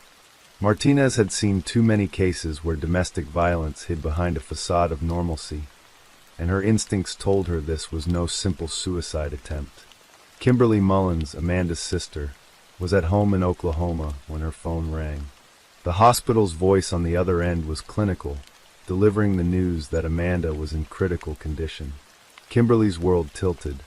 She drove to Sherman, her mind racing with memories of Vivian and Rebecca, the wounds of their deaths still raw. At the hospital, she found Amanda hooked to machines, her breathing shallow, her body bruised in ways that didn't align with a self-inflicted act. Kimberly's grief turned to suspicion. She began taking photos of Amanda's injuries, marks on her neck, scratches on her arms, and demanding answers from the police. Brian's story was that Amanda had been depressed, that she'd tried to end her life after an argument. But Kimberly knew her sister. Amanda was a fighter, a mother who lived for her children, not someone who would leave them behind. The investigation into Amanda's case was frustratingly brief. The Sherman Police Department, understaffed and overwhelmed, classified it as an attempted suicide based on Brian's account and the initial scene. The iron cord, found loosely around Amanda's neck, was sent for basic forensic analysis, but no fingerprints or DNA were collected. The apartment was not thoroughly searched, and Brian was not detained, despite his outstanding warrants. Martinez pushed for a deeper look, noting inconsistencies, Brian's lack of emotion, the timing of the 911 call, and the fact that Amanda had been packing to leave. But her superiors, citing a lack of clear evidence, closed the case as a suicide attempt when Amanda, still in a coma, was taken off life support days later, her children by her side. The official report listed her death as a suicide, a conclusion that felt like a betrayal to Kimberly. Kimberly refused to accept it. She began her own investigation, driven by a sister's love and a survivor's resolve. She contacted friends, neighbors, and anyone who had known Amanda and Brian. A friend revealed that Amanda had called her that day, excited about leaving, her voice free of despair. Another neighbor recalled hearing raised voices from the apartment hours before the 911 call, followed by a heavy thud. Kimberly tracked down Brian's history, uncovering a pattern of violence that stretched beyond Amanda. She learned of his threats, his boasts that he could get away with anything because of his status as an undocumented immigrant. Armed with this, Kimberly reached out to the Grayson County District Attorney's Office, pleading for the case to be reopened. But the response was tepid. Without new evidence, they said, there was little they could do. The community of Sherman, a city of 40,000 where news traveled fast, began to whisper about Amanda's death. The Pierce family's tragedy was no secret, and many saw parallels between Vivian's murder and Amanda's suspicious end. Local advocates, including a group called The Pain of Injustice, took up Kimberly's cause, sharing Amanda's story on social media. They pointed to the shoddy investigation, the unexamined bruises, and Brian's unpunished warrants. Kimberly spoke at vigils, her voice steady but her eyes heavy with grief, recounting Amanda's love for her children and her determination to escape. She called the Grayson County Police Department, the Texas Attorney General, even local representatives, her pleas growing more desperate as months turned into years. Martinez, still haunted by the case, quietly supported Kimberly's efforts. She reviewed her notes, the ones she'd scribbled in the margins of the official report. The packed duffel bag, the neighbor's account of an argument, the lack of defensive wounds that might suggest a struggle. She reached out to a forensic pathologist she knew, asking for an unofficial review of Amanda's autopsy photos. The pathologist noted irregularities, the angle of the ligature marks, the presence of petechial hemorrhages in Amanda's eyes, and bruising that suggested force beyond a self-inflicted act. It wasn't conclusive, but it was enough to fuel Martinez's doubts. She met Kimberly in secret, sharing what she could without risking her job. Together, they built a case, piece by painstaking piece, hoping to force a reinvestigation. By 2017, the pressure was mounting. The Pain of Injustice published a detailed account of Amanda's story online, citing Brian's history and the police's failure to act, framing the Pierce family's losses as a stark warning about domestic violence. The story went viral in Sherman, prompting a small but vocal protest outside the Grayson County Courthouse. Kimberly stood at the forefront, holding a photo of Amanda smiling with her children, her voice breaking as she demanded justice. The Grayson County District Attorney, Brett Smith, promised to review the case, but progress was slow. Brian, meanwhile, had disappeared, his whereabouts unknown, leaving Kimberly with a gnawing fear that he had slipped through the cracks. The case remained open but stagnant, a cold file in a system that seemed indifferent. Kimberly's fight continued, her life now defined by the pursuit of truth. She moved to Tulsa, where she worked as a nurse, but her evenings were spent writing letters, making calls, and combing through records. She found solace in her children and Amanda's, who were growing up with stories of their mother's courage.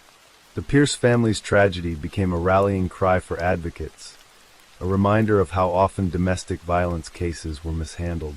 Martinez, promoted to lead detective by 2020, kept Amanda's file on her desk, a silent promise to keep pushing when the time was right.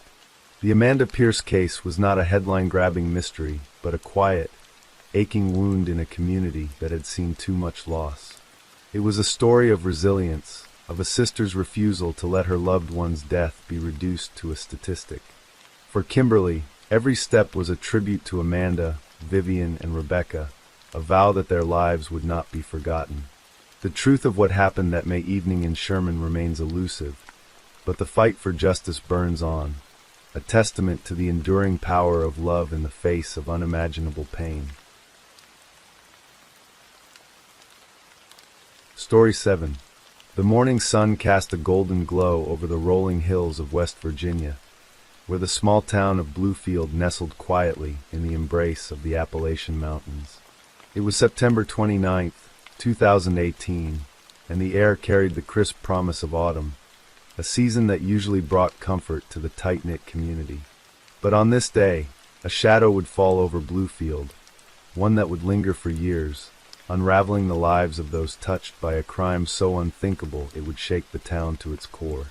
At the heart of this tragedy was Samantha Keithley, a 33-year-old mother whose life and death would become a haunting enigma, exposing the fragility of trust and the devastating consequences of hidden pain.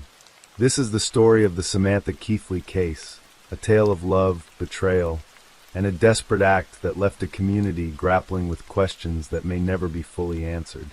Samantha Keithley was a woman who seemed to embody the spirit of Bluefield. With her warm smile and infectious laugh, she was the kind of person who lit up a room, her presence a balm to those around her. Born and raised in the town, Samantha was a product of its rugged beauty and resilient people. She had grown up in a modest home on Cherry Street, where she and her older brother, Tommy, spent their childhoods exploring the nearby woods and dreaming of futures beyond the mountains. Samantha was bright, with a quick wit and a passion for helping others. After high school, she trained as a nurse's aide, working at the local hospital where her gentle touch and kind words earned her the affection of patients and colleagues alike. By 2018, Samantha's life revolved around her 4-year-old daughter, Lily, a spirited girl with her mother's hazel eyes and boundless curiosity. Samantha was a single mother, having parted ways with Lily's father, a truck driver named Michael Reed, shortly after Lily's birth. The separation had been amicable, and Michael remained a devoted father, sharing custody and visiting often. Samantha lived in a small apartment on Bland Street, its walls adorned with Lily's crayon drawings and photos of the two of them laughing at the county fair. To neighbors, Samantha was a devoted mother, always seen pushing Lily's stroller or reading to her on the porch. But those closest to her knew she carried burdens she rarely shared. Samantha had been in a relationship with Christopher Lusk, a 35-year-old mechanic with a reputation for charm, but a history of volatility. Christopher was a tall man with a rugged handsomeness, his dark hair often hidden under a baseball cap. He worked at a local auto shop, his hands stained with grease, his temper known to flare under pressure. To outsiders, he and Samantha seemed an unlikely pair, she the nurturing caregiver, he the rough-edged loner. Yet, Samantha saw something in him, a vulnerability she believed she could heal. Friends later recalled her talking about Christopher's difficult childhood, his struggles with addiction, and her hope that she could help him find stability.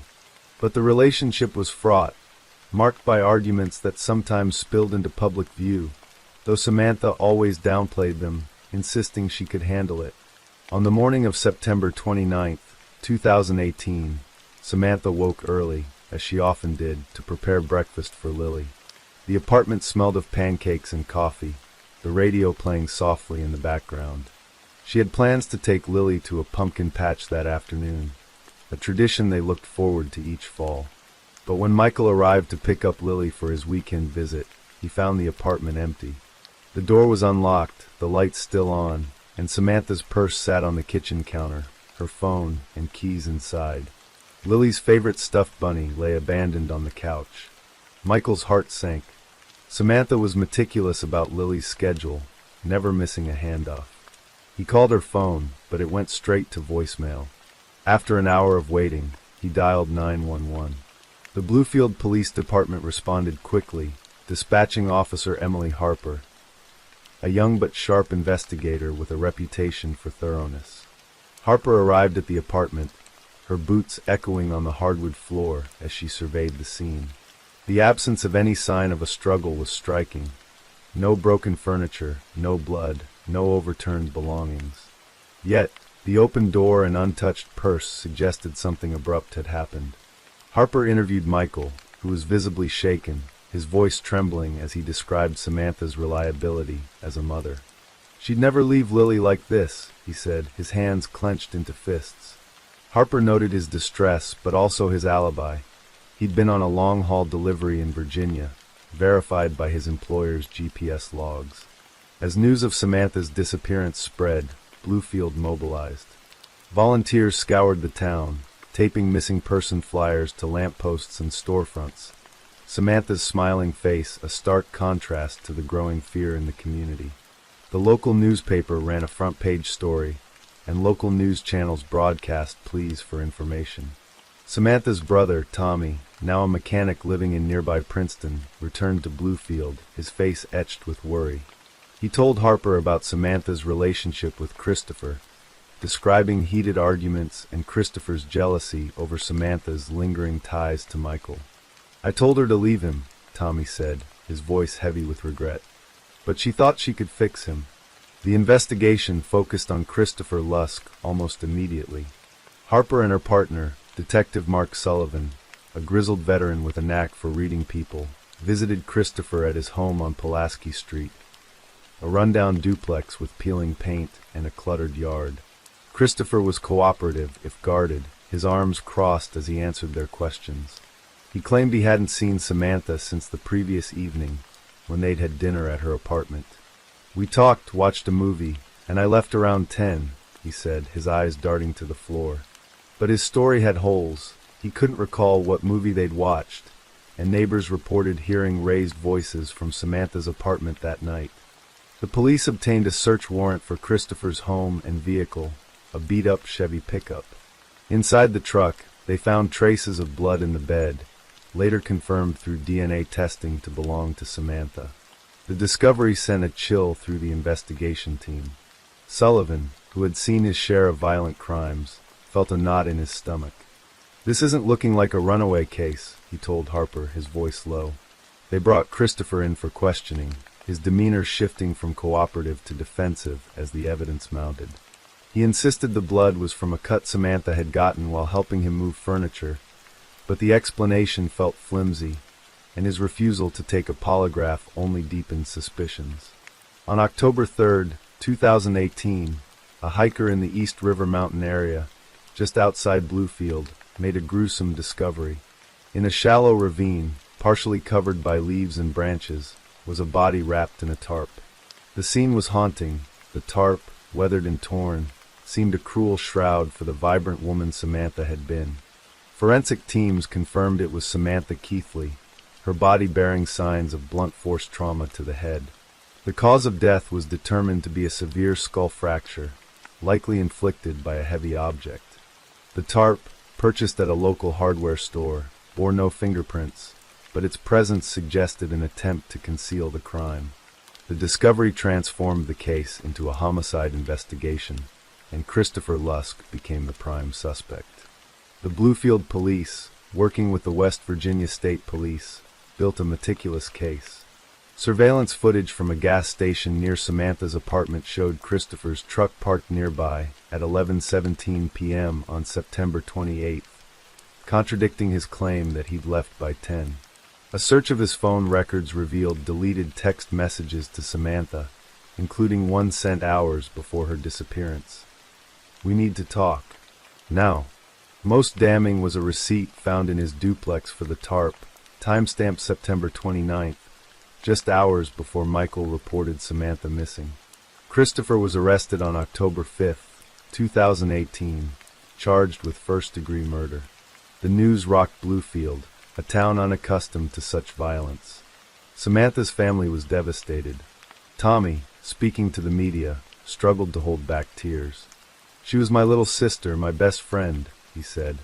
"She deserved better than this." Michael, now caring for Lily full-time, withdrew from public view, his grief compounded by the challenge of explaining the loss to a 4-year-old. The community held a candlelight vigil at Bluefield City Park, where hundreds gathered to honor Samantha, their candles flickering like stars against the darkening sky. As the investigation deepened, details of Samantha and Christopher's relationship emerged. Friends revealed that Christopher had been increasingly possessive, upset by Samantha's independence and her co-parenting arrangement with Michael. A co-worker at the hospital recalled Samantha confiding about a recent argument where Christopher had accused her of infidelity. She was scared but didn't want to admit it, the co-worker told police. Court records also uncovered Christopher's history of domestic violence, including a prior arrest for assaulting a former girlfriend, though the charges were dropped. The picture that formed was one of a man whose charm masked a dangerous volatility, and a woman who had tried and failed to save him. The trial began in June 2019 at the Mercer County Courthouse, a stately brick building that stood as a pillar of justice in Bluefield. The courtroom was packed, the air heavy with anticipation. Prosecuting attorney Karen Summers, a formidable lawyer with a reputation for precision, presented a compelling case. She walked the jury through the evidence, the blood in Christopher's truck, the surveillance footage, the TARP receipt, and the forensic analysis that pinpointed the time of death to the late hours of September 28. Christopher Lusk acted with premeditation and malice, Summers told the jury, her voice steady. He took Samantha Keithley's life and tried to erase her existence. The defense, led by attorney Robert Dunlap, argued that the case was circumstantial. Dunlap, a seasoned public defender, suggested that the blood in the truck could have come from an innocent incident, and the TARP receipt didn't prove Christopher had used it to conceal a body. He painted Samantha's death as a tragic accident, possibly the result of an argument gone wrong. Christopher took the stand, his voice soft but unconvincing as he repeated his claim of innocence. "I loved Sam," he said, his eyes avoiding the jury. "I'd never hurt her." But his testimony faltered under cross-examination, his answers vague and contradictory. The trial lasted 3 weeks, each day a painful reminder of Samantha's absence. Lily, too young to understand the proceedings, stayed with Michael's parents, her laughter a distant memory in the courtroom. Tommy sat in the front row, his face a mask of grief and anger. On July 12, 2019, the jury delivered its verdict. Christopher Lusk was guilty of first-degree murder. The courtroom erupted in quiet sobs as Judge William Sadler sentenced him to life without parole, describing the crime as a betrayal of the worst kind. Christopher showed no emotion, his gaze fixed on the floor as he was led away. The aftermath of the trial left Bluefield changed. Samantha's family struggled to find closure, their grief compounded by the knowledge that Lily would grow up without her mother. Michael dedicated himself to raising Lily, filling their home with photos of Samantha to keep her memory alive. Tommy became an advocate for domestic violence awareness, speaking at local events to honor his sister's legacy. The community, once defined by its quiet charm, grappled with the reality that evil could lurk so close to home. Samantha Keithley's story is a testament to the enduring power of love and the devastating cost of betrayal. In the hills of West Virginia, where the mountains stand as silent witnesses, her memory lingers, a reminder of a life cut short, a daughter left behind, and a town forever marked by the loss of one of its own. The case of Samantha Keithley is not just a story of crime and punishment, but a poignant reflection on the fragility of trust, the strength of a mother's love, and the resilience of a community determined to heal. Story 8. The morning of June 30th, 2009, broke over Kingston, Ontario, with a deceptive calm, the sun casting a golden glow across the Rideau Canal, where the waters of the Kingston Mills Lock shimmered in the early light, reflecting the stone arches of a historic waterway. The air was warm, heavy with the scent of summer grass and the faint hum of distant traffic along Highway 401. A family of tourists, pausing to admire the canal's serene beauty, noticed something odd: a black Nissan Sentra, its roof barely visible beneath the shallow water of the loch, its front end tilted awkwardly against the stone wall. Curious, they alerted a lock worker, who peered into the murky depths and saw the unthinkable. For bodies, their forms still and lifeless, trapped inside the submerged car. The discovery, reported by the Kingston Whig Standard, sent shockwaves through the quiet city, a place more accustomed to the chatter of Queen's University students and the charm of its limestone buildings than the horror of violent crime. The victims were Zainab Shafia, 19, Sahar Shafia, 17, Geethi Shafia, 13, and Rona Amir Muhammad, 52, all members of the Shafia family, Afghan immigrants who had settled in Montreal 2 years earlier. What seemed at first a tragic accident would unravel as a meticulously planned murder, a so-called honor killing, that exposed a family's dark obsession with control, leaving Canada reeling and a community grappling with the collision of cultural norms and unspeakable cruelty. Muhammad Shafia, 56, was the patriarch, a man whose journey from Kabul to Montreal was marked by ambition and an unyielding grip on his family. Born in Afghanistan, he had built a successful import-export business, dealing in electronics and textiles, his wealth evident in the family's sprawling two-story home in Montreal's St. Leonard borough, a neighborhood of tidy lawns and immigrant dreams. His first wife, Rona Amir Muhammad, was a gentle woman, childless in a polygamous marriage, her life overshadowed by Muhammad's second wife, Tuba Yehya, 40, who bore him 7 children, 4 daughters and 3 sons. Zainab, the eldest daughter, was a poet at heart, her notebooks filled with verses about love and freedom, her dreams stifled by her father's strict rules. Sahar, 17, was sensitive and stylish, her love for fashion, tight jeans, navel piercings, hidden from her parents, her secret romance a spark of hope in a constrained world.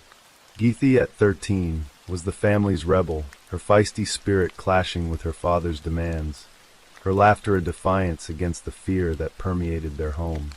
Rona, treated more like a servant than a wife, supported the girls' quiet rebellions, her own life a quiet tragedy of isolation, her diary later revealing her longing for freedom.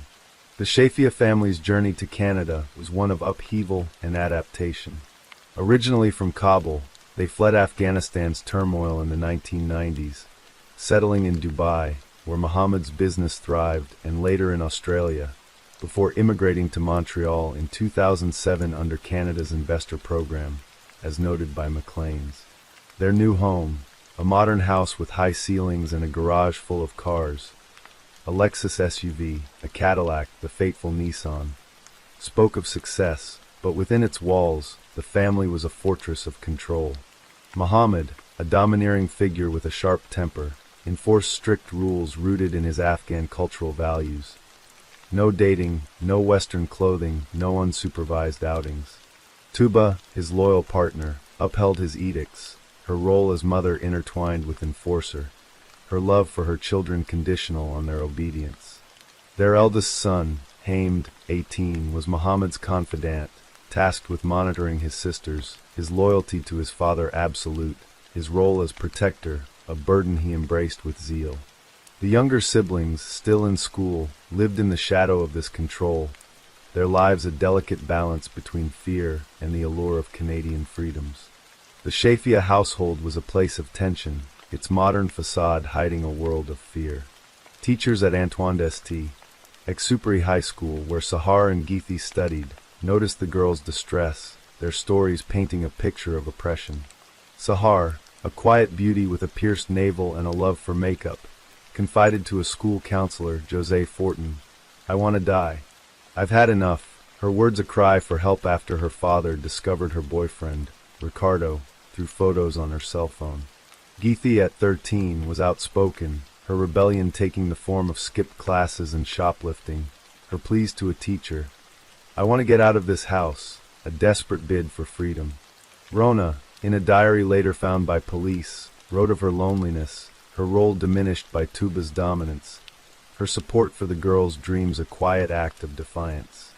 Zainab, the eldest, bore the brunt of her father's wrath, her desire for independence a constant battle, her secret love for Ammar Wahid, a Pakistani classmate, a spark that would ignite the family's descent into tragedy.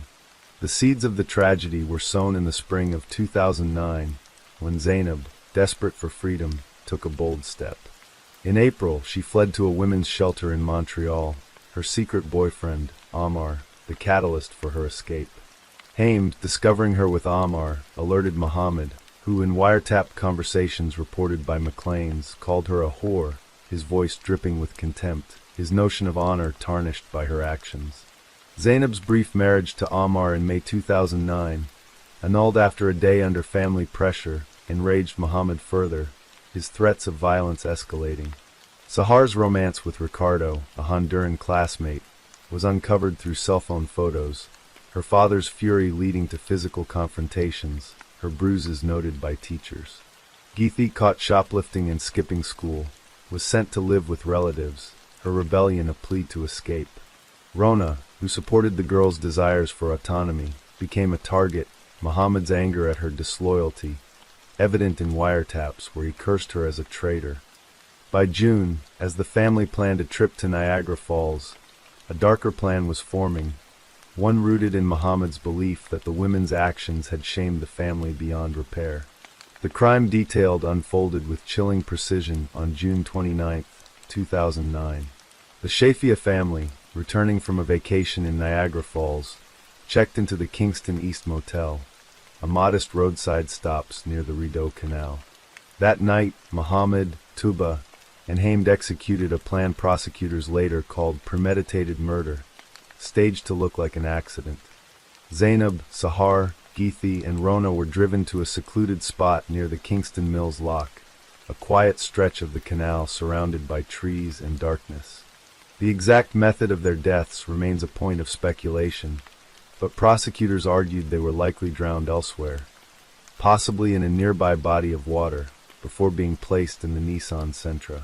The car's interior showed no signs of a struggle, the victims' bodies bearing bruises suggesting restraint, as noted in court testimony.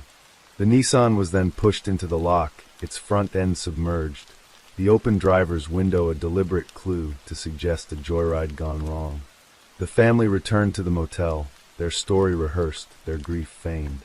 The next morning, Muhammad reported the women missing, claiming Zainab had taken the Nissan for a drive with Sahar, Geethi, and Rona, a story that strained credulity. Kingston police, alerted by the tourist's discovery, sent a diver into the canal, his findings, reported by Maclean's, painting a haunting picture. Zainab in the front passenger seat, her black cardigan on backwards, her fingernails painted blue. Sahar in the back, her belly button pierced, her cell phone nearby.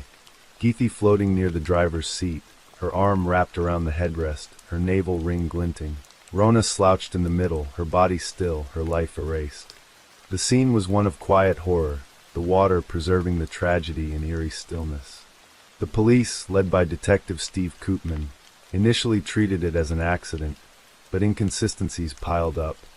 The Nissan's damage suggested it was pushed, not driven, into the lock, its position physically impossible without external force. A Lexus SUV owned by Muhammad bore scratches consistent with pushing the smaller car, a crucial clue. The investigation turned to murder as evidence mounted. Wiretap conversations authorized after the arrests and captured Muhammad's rage. "They betrayed us," he said, calling the girls treacherous and Rona a whore, his words laced with venom. Hame's Google searches, conducted weeks before, included where to commit a murder, and can a prisoner have control over their real estate, suggesting premeditation, as noted in court records. Tuba's evasive answers during interviews, coupled with the family's claim that Zainab, who had no driver's license, drove the car, unraveled their story. A mechanic's report, cited by the Globe and Mail, confirmed the Nissan's headlights were off, contradicting the joyride narrative. On July 23, 2009, Muhammad, Tuba, and Hamed were arrested, charged with 4 counts of first-degree murder and conspiracy to commit murder. their not guilty pleas setting the stage for a trial that would grip Canada with its chilling details. The trial, held in Kingston's Frontenac County Courthouse from October 20th, 2011 to January 29th, 2012, was a media storm. The courtroom, a wood-paneled space filled with reporters and community members, buzzed with tension, the Afghan diaspora in Montreal watching closely. Prosecutors, led by Lori Lasselle, argued the murders were honor killings, planned to restore the family's reputation tarnished by the women's westernization. Wiretaps played for the jury revealed Muhammad's chilling words. "May the devil shit on their graves," he said, his contempt for his daughters and Rona palpable. Sahar's cell phone, recovered from the car, held photos of her with Ricardo, her smile a silent rebellion. Geethy's note to Sahar, found in her room and read in court, was scrawled with hearts. "I wish to God that till I'm alive I'll never see you sad." Rona's diary, translated from Dari, detailed her isolation, her love for the girls, her fear of Muhammad's temper. The physical evidence was damning. Bruises on the victims' bodies suggested restraint. The Nissan's damage pointed to external force, and the Lexus's scratches aligned with the act of pushing. The defense, led by Patrick McCann for Muhammad and Tuba, and Peter Kemp for Hamed, argued the deaths were accidental, the women drowning after Zainab took the car for a joyride. They claimed the wiretaps were misinterpreted, Muhammad's words cultural hyperbole, not evidence of intent. A self-proclaimed private investigator, Musa Hadi, hired by the Shafias, testified that the police had it wrong, but his credibility crumbled under cross-examination, as noted by McLean's. The prosecution called an expert on honor killings, Sharzad Mojab, who explained the cultural context of such crimes in Middle Eastern communities. Her testimony, cited in court records, carefully generic to avoid prejudice. The jury, 7 women and 5 men, deliberated for 15 hours, their verdict on January 29, 2012 unanimous. Guilty on all counts for Muhammad, Tuba, and Hamed. Each received an automatic life sentence with no parole for 25 years. Judge Robert Maranger calling the act heinous and shameful, his words, reported by France 24, echoing the nation's horror. The aftermath saw Canada confront the complexities of honor-based violence, a topic rarely discussed before the Shafia case. The trial, covered extensively by the Toronto Star, sparked debates about cultural integration, women's rights, and the challenges faced by immigrant families navigating Western freedoms. Activists, quoted, called for education to combat such crimes, noting that honor killings, while rare, exposed gaps in community support. The victims' graves in Laval, Quebec, became a site of quiet mourning, their headstones simple but heavy with loss, visited by classmates and teachers who remembered their vibrancy. Muhammad, incarcerated at Millhaven Institution, Tuba at Grand Valley Institution, and Hamed at Kingston Penitentiary, maintained their innocence, their appeals reaching the Supreme Court, which declined to hear the case in 2017, as reported by Maclean's. Tuba's 2019 parole request to visit her mother's grave, granted for 5 hours under escort, stirred controversy. By September 2025, the Shafia case remains a scar on Canada's conscience, its legacy a complex tapestry of grief and reckoning. Rona's memory, less public but no less cherished, lives in the stories of those who knew her kindness. The Rideau Canal, once a symbol of Kingston's history, now carries the weight of the tragedy, its waters a reminder of lives cut short. The Shafia women, their dreams of love and autonomy silenced, endure as a warning, their story a plea to honor life over tradition, to hold fast to the light in a world where darkness can consume. Story 9. The morning of July 14, 2016, dawned warm and hazy over Bradford, West Yorkshire, where the streets of Manningham hummed with the rhythm of a multicultural city waking to another summer day. The air carried the scent of fresh naan from nearby bakeries and the distant hum of traffic along Leeds Road, a familiar backdrop to a community woven from South Asian traditions and British modernity. In a modest terraced house on a quiet street, its brick facade softened by climbing roses, Samia Shahid packed a small suitcase, her hands moving with purpose as she prepared for a trip to Pakistan. At 28, Samia was a vibrant young woman, her laughter a constant in her family's home, her dreams of building a life of her own tempered by the weight of cultural expectations. Born to Pakistani parents who had immigrated to the UK, she balanced the pull of her heritage with the freedom of her British upbringing, her life a tapestry of love, ambition, and quiet rebellion. Her decision to travel alone to Pandori, a small village in Pakistan's Punjab province, was spurred by a call from her mother, Imtiaz Bibi, claiming her father, Chaudhry Muhammad Shahid, was gravely ill. Samia, ever dutiful, booked a flight, her heart heavy with worry but buoyed by hope of mending family ties strained by her choices.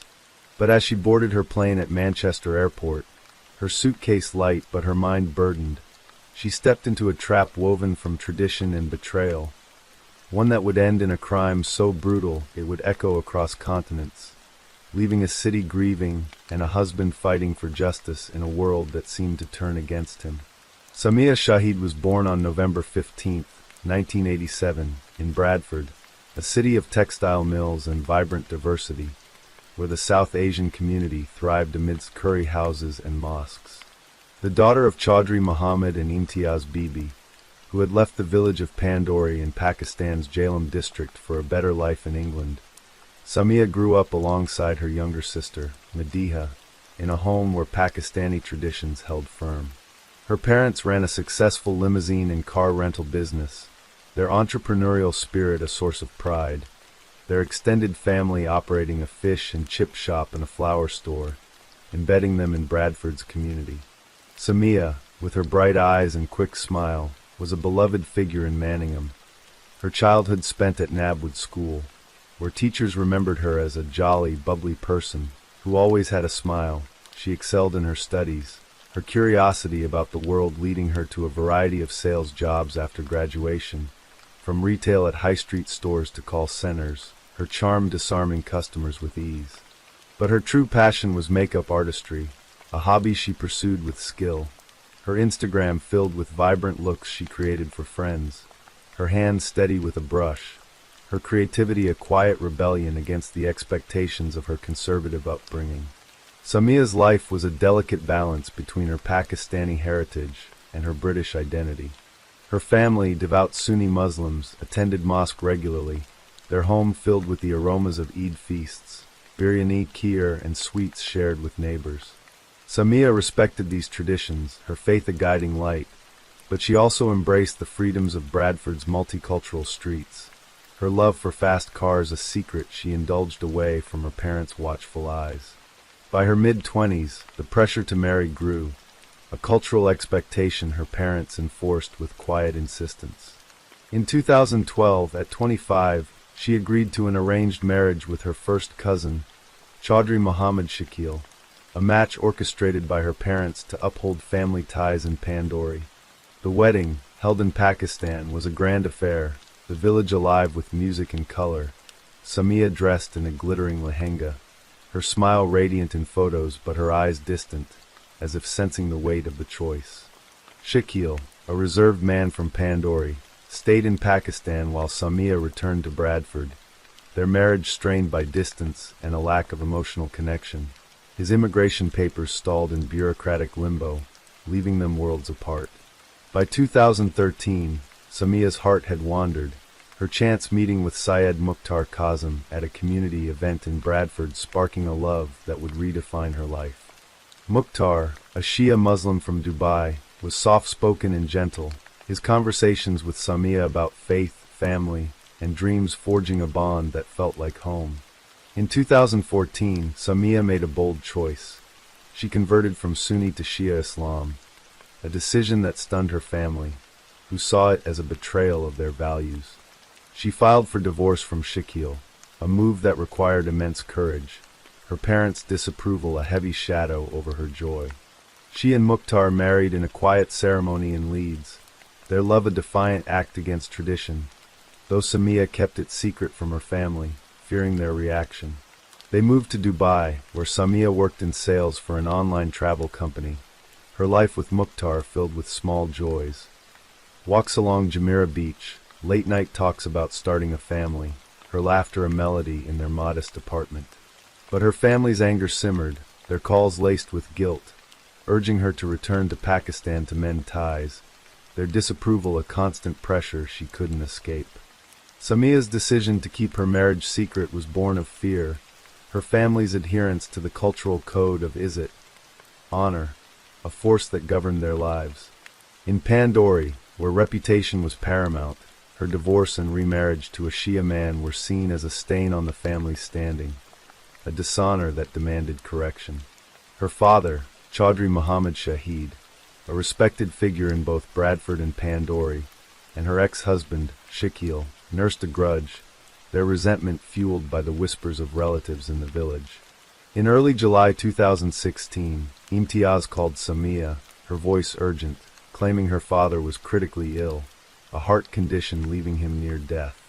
Samia, ever the dutiful daughter, booked a flight to Islamabad, her worry outweighing her unease. She confided in her friend Aisha, texting, "Pray I come back alive," her words a chilling premonition of the danger awaiting her. On July 14th, she landed in Islamabad, the heat enveloping her as she traveled 90 miles to Pandori, a village of narrow lanes, mud brick homes, and mango orchards, where the air was thick with dust and the weight of tradition. Samia's arrival in Pandori was met with warmth, her family greeting her with embraces, their smiles masking a plan that had been set in motion. The village, nestled in Jhelum district, was a world apart from Bradford, its rhythm dictated by prayer calls and family ties, its streets alive with the chatter of neighbors. Samia stayed in her family's home, a modest house with whitewashed walls and a courtyard shaded by a neem tree, her days spent visiting relatives, her nights filled with conversations about her father's health, which seemed less dire than she'd been told. She texted Mukhtar daily, her messages cheerful but tinged with unease, his replies urging her to stay safe. Her mother, Imtiaz, and sister, Mediha, were present, their warmth a comfort, but Shakil, who lived nearby, and her father, whose health appeared stable, were distant, their interactions strained. Samia, sensing tension, planned to return to Dubai early, her intuition warning her of something amiss, though she couldn't name it. The crime that would define the Samia Shahid case unfolded on July 20th, 2016, 6 days after her arrival, its details pieced together from court documents in Jhelum District Court in the family's home. As the afternoon sun cast long shadows across the courtyard, Samia was alone with Shakil and her father, the rest of the household out visiting relatives. The confrontation, shrouded in secrecy, was sparked by Samia's defiance, her divorce, her remarriage, her conversion to Shia Islam, all seen as betrayals of the family's honor. According to Abubakar Buksh, Deputy Inspector General of Police, whose investigation was reported by The Guardian, the murder was a premeditated and cold-blooded honor killing. Shakil, enraged by her choices, drugged her with sedatives slipped into her tea, rendering her defenseless, her body limp as she sat on a charpoy in the bedroom. He then raped her, an act of domination confirmed by forensic evidence, the DNA a damning link. With her father present, Shakil strangled her with her own dupatta, the scarf tightening around her neck as she fought for breath, her hands clawing at the fabric, her life slipping away in moments. Samia's body was found on the bedroom floor, her eyes open in a final moment of fear, her dupatta tangled around her throat, the scene staged to suggest a heart attack. Her family, returning home, claimed natural causes, their story delivered with practiced calm.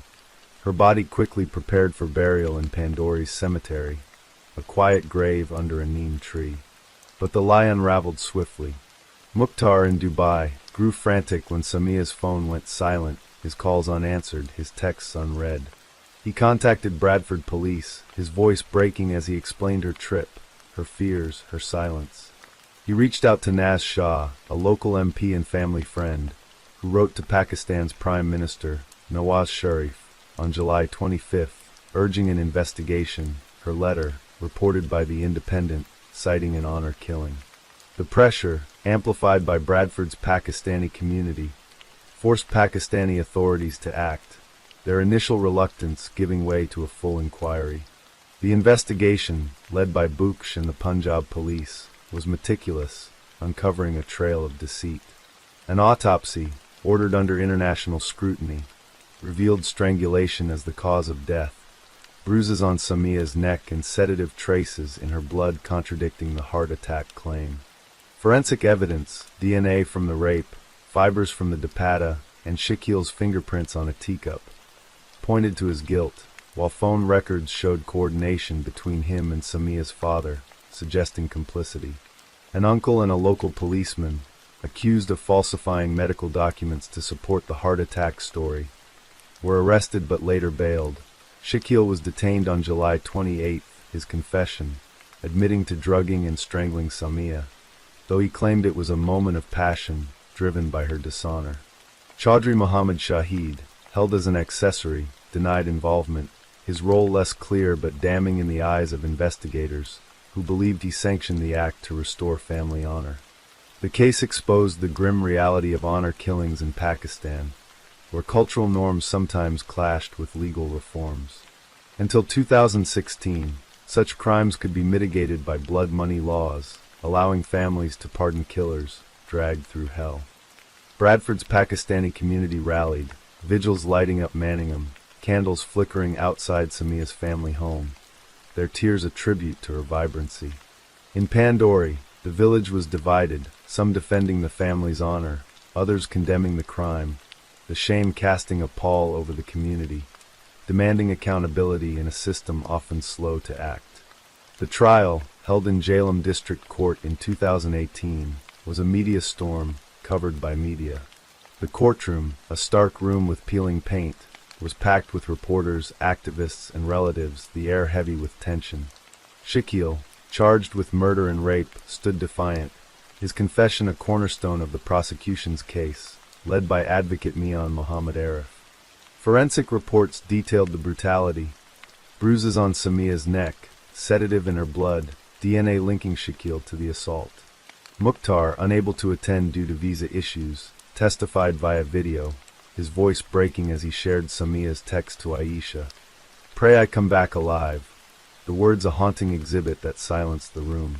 Samia's father, charged as an accessory, was released on bail in December 2016, a decision that sparked protests in Bradford, the lack of direct evidence sparing him trial. He died in January 2018, his role unresolved, leaving Shakil as the primary accused.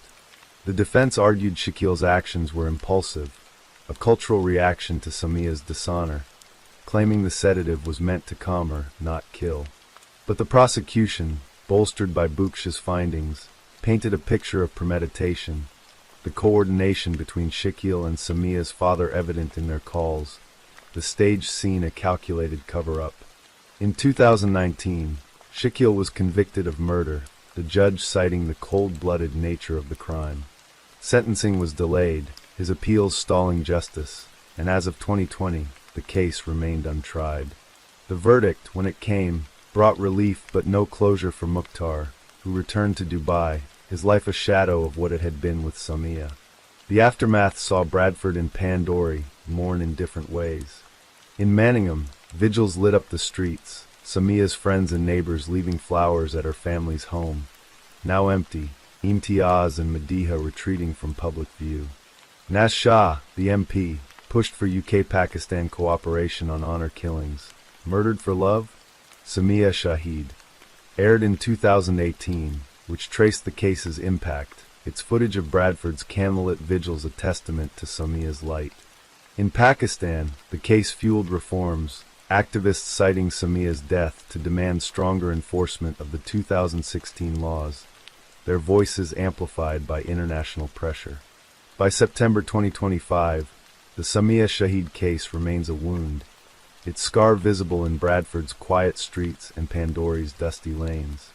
Shakil, incarcerated in Jhelum, awaits final sentencing, his appeals a lingering shadow, the legal delays a source of frustration for activists.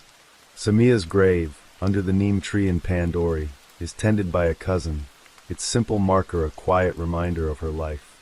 Mukhtar, now 35, visits Bradford yearly. His talks at community centers a call to challenge honor-based violence. His love for Samia a fire that never fades. Pakistan's slow progress in prosecuting such crimes. Samia's story, a blend of love and tragedy, endures as a testament to her courage, her death a call to fight for freedom, to honor those who dare to love against the odds in a world where tradition can kill.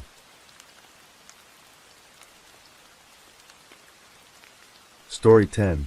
The city of Osaka, Japan, pulsed with life under the neon glow of its bustling streets, where tradition and modernity collided in a symphony of light and sound.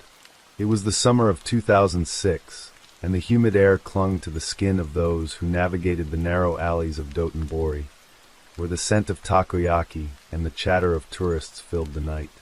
Amid this vibrant chaos, in a quiet apartment in the Higashi Osaka district, a tragedy was unfolding, one that would unravel the lives of a family and captivate a nation with its shocking brutality.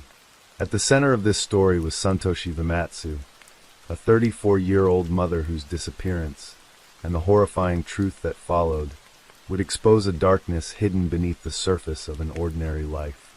This is the tale of the Santoshi Vimatsu case, a story of love, betrayal, and a crime that shook Japan to its core. Santoshi Vimatsu was a woman who embodied the quiet resilience of so many in Osaka. Born in a small town in Nara Prefecture, she had moved to the city in her 20s, drawn by the promise of opportunity and a life beyond the rice fields of her childhood. With her delicate features and warm smile, Santoshi had a way of putting people at ease, her soft-spoken nature masking a fierce determination.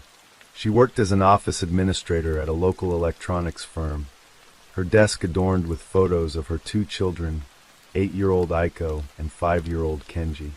Santoshi was a devoted mother, her days revolving around her children's school schedules, their laughter a constant in the small but tidy apartment she shared with her husband, Hiroshi. Hiroshi Vimatsu, 38, was a man of contrasts. A sales manager at a mid-sized trading company, he was known for his charm and ambition, his tailored suits and easy smile winning over clients with ease. To colleagues, he was a hard worker, always ready with a joke or a kind word. But at home, Hiroshi's demeanor could shift, his temper flaring over small slights, a late dinner, a misplaced bill.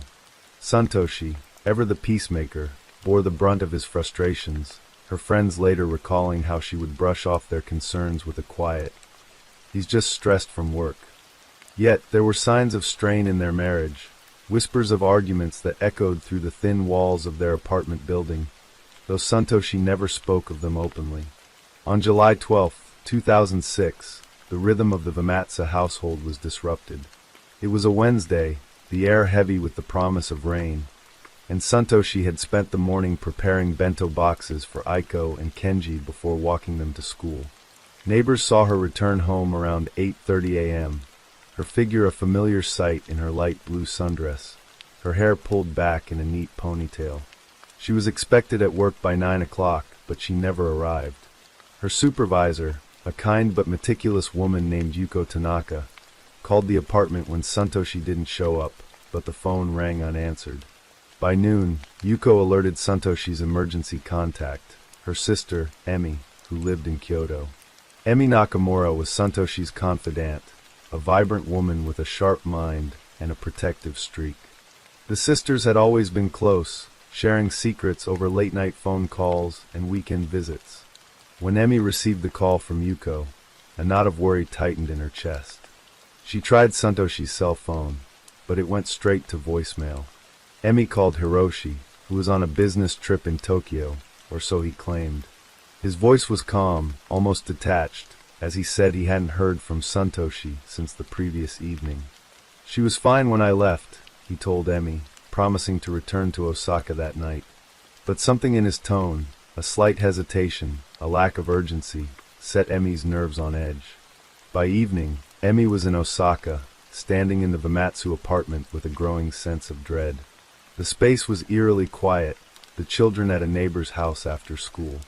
Santoshi's purse sat on the kitchen counter, her keys and phone inside untouched.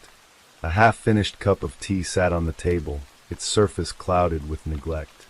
Emmy noticed small details: a pair of shoes missing from the entryway, a drawer slightly ajar in the bedroom.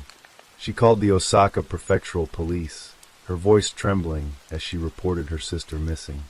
She wouldn't leave her kids, Emmy said, her words a plea as much as a statement. Something's wrong. The police response was swift, led by Detective Kenji Sato, a seasoned investigator with a reputation for dogged persistence. Sato was a wiry man with sharp eyes and a quiet intensity, his years on the force teaching him to trust his instincts. He arrived at the apartment with a small team, their presence a stark contrast to the stillness of the space. The absence of any sign of a struggle was puzzling. No blood, no broken furniture, no signs of forced entry. Yet, the untouched purse and phone suggested Santoshi hadn't planned to leave. Sato interviewed neighbors, who recalled seeing Hiroshi's car, a silver Toyota sedan, parked outside the apartment late the previous night, despite his claim of being in Tokyo. As the investigation unfolded, Osaka buzzed with concern. Missing person flyers appeared across Higashi Osaka, Santoshi's gentle face staring out from telephone poles and train stations. Local news outlets, including NHK and Asahi Shimbun, covered the story, their reports tinged with the quiet urgency of a community desperate for answers. The Vamatsu children, Aiko and Kenji, were shielded from the media by Emmy, who took them to stay with her in Kyoto. Aiko, a perceptive girl with her mother's eyes, asked repeatedly, "Where's Mama?" Her question hung in the air, unanswered, as Emmy struggled to hold back her own fears. Detective Sato focused on Hiroshi, whose alibi was unraveling. Hotel records in Tokyo showed he had checked out 2 days earlier than he claimed, and his company confirmed he had no scheduled meetings on July 11th or 12th. When Sato brought him in for questioning, Hiroshi was composed, his answers rehearsed. He insisted Santoshi had been acting strangely, perhaps overwhelmed by the pressures of motherhood. She might have needed a break, he said, his voice smooth but unconvincing. Sato noted his lack of emotion, the way his hands remained steady, his eyes avoiding contact. It was the demeanor of a man hiding something. The breakthrough came on July 18th, when a jogger in the Nagai Botanical Garden, a sprawling park on the outskirts of Osaka, stumbled across a disturbing scene. In a dense thicket, partially hidden by underbrush, was a large plastic storage bin, its lid sealed with duct tape.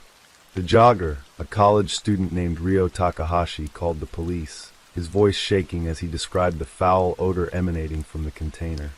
When Sato and his team arrived, they opened the bin to find a body, badly decomposed but identifiable through dental records as Santoshi Vamatsu. The cause of death was strangulation, the marks on her neck indicating a brutal, deliberate act. The bin, purchased at a local hardware store, bore no fingerprints, but its contents told a story of calculated cruelty. The discovery transformed the case into a homicide investigation, and Hiroshi became the prime suspect. Sato's team worked tirelessly, piecing together a timeline. Surveillance footage from a convenience store near the Vamatsu apartment showed Hiroshi purchasing duct tape and cleaning supplies on July 11th, hours before Santoshi's disappearance. His car was spotted on a highway camera near Nagai Park in the early hours of July 12th, contradicting his Tokyo alibi. Most damning was a search of the apartment, conducted with a warrant, which uncovered traces of Santoshi's blood in the bathroom, carefully cleaned but detectable under luminol. The evidence pointed to a crime committed in the home, with Hiroshi as the orchestrator. Hiroshi was arrested on July 20th, 2006, charged with murder. The news sent shockwaves through Osaka, a city where violent crime was rare. Santoshi's family was devastated. Emmy, speaking to Asahi Shimbun, struggled to reconcile the man she'd known with the monster accused of killing her sister. "He was family," she said, her voice breaking. "How could he do this?" Aiko and Kenji, now in Emmy's care, were too young to fully grasp the loss, but their grief was palpable, their small hands clutching Santoshi's photos as they asked when she would come back. As the investigation deepened, a troubling picture of Hiroshi emerged. Colleagues revealed his financial troubles, including debts from risky investments that Santoshi had opposed. Friends of Santoshi confided that she had been planning to leave Hiroshi, tired of his controlling behavior and frequent outbursts. A co-worker recalled Santoshi mentioning a life insurance policy Hiroshi had taken out on her, a $2 million payout that raised red flags. The motive was becoming clear. Hiroshi, drowning in debt and facing the prospect of losing his wife, had seen murder as a way out. The trial began in March 2007 at the Osaka District Court, presided over by Judge Hiroshi Tanaka, a stern but fair jurist known for his attention to detail. The courtroom was packed, the air thick with tension as prosecutors laid out their case. Lead prosecutor Aiko Yamada, a formidable lawyer with a reputation for precision, presented a compelling narrative. Hiroshi had strangled Santoshi in their apartment, likely during an argument, then meticulously cleaned the scene and disposed of her body to collect the insurance money. This was not a crime of passion, Yamada told the jury, her voice steady. It was a cold, calculated act of greed. The defense, led by attorney Kenzo Mori, argued that the evidence was circumstantial. Mori, a seasoned lawyer with a flair for theatrics, suggested that Santoshi's death could have been the work of an unknown intruder, pointing to the lack of a murder weapon or eyewitnesses. Hiroshi took the stand, his voice soft but unconvincing as he claimed innocence. "I loved my wife," he said, his eyes fixed on the floor. "I would never hurt her." But his testimony crumbled under cross-examination, his lies exposed by the weight of the evidence. The trial lasted 6 weeks, each day a painful reminder of Santoshi's absence. Emi sat in the front row, her face a mask of grief and resolve, determined to see justice for her sister. On April 25, 2007, the jury delivered its verdict. Hiroshi Vamatsu was guilty of murder. The courtroom was silent as Judge Tanaka sentenced him to life in prison, describing the crime as a betrayal of the deepest kind. Hiroshi showed no emotion, his face blank as he was led away in handcuffs. The aftermath of the trial left Osaka changed. Santoshi's family struggled to rebuild, with Emi taking on the role of mother to Aiko and Kenji. The children, now living in Kyoto, carried the weight of their mother's loss, their innocence forever altered. The community, once defined by its vibrant energy, grappled with the reality that evil could lurk behind a familiar face. Hiroshi, incarcerated at Osaka prison, maintained his innocence, granting occasional interviews to tabloids where he spun tales of conspiracy. But the evidence and the jury's verdict told a different story. The Santoshi Vamatsu case is a haunting reminder of the fragility of trust and the devastating cost of betrayal. In the neon-lit streets of Osaka, where life moves on, her memory lingers, a testament to a woman whose love for her children was unbreakable, even in the face of unimaginable darkness. The case is not just a story of crime and punishment, but a poignant reflection on the human heart, its capacity for love, and the shadows that can consume it. Story 11.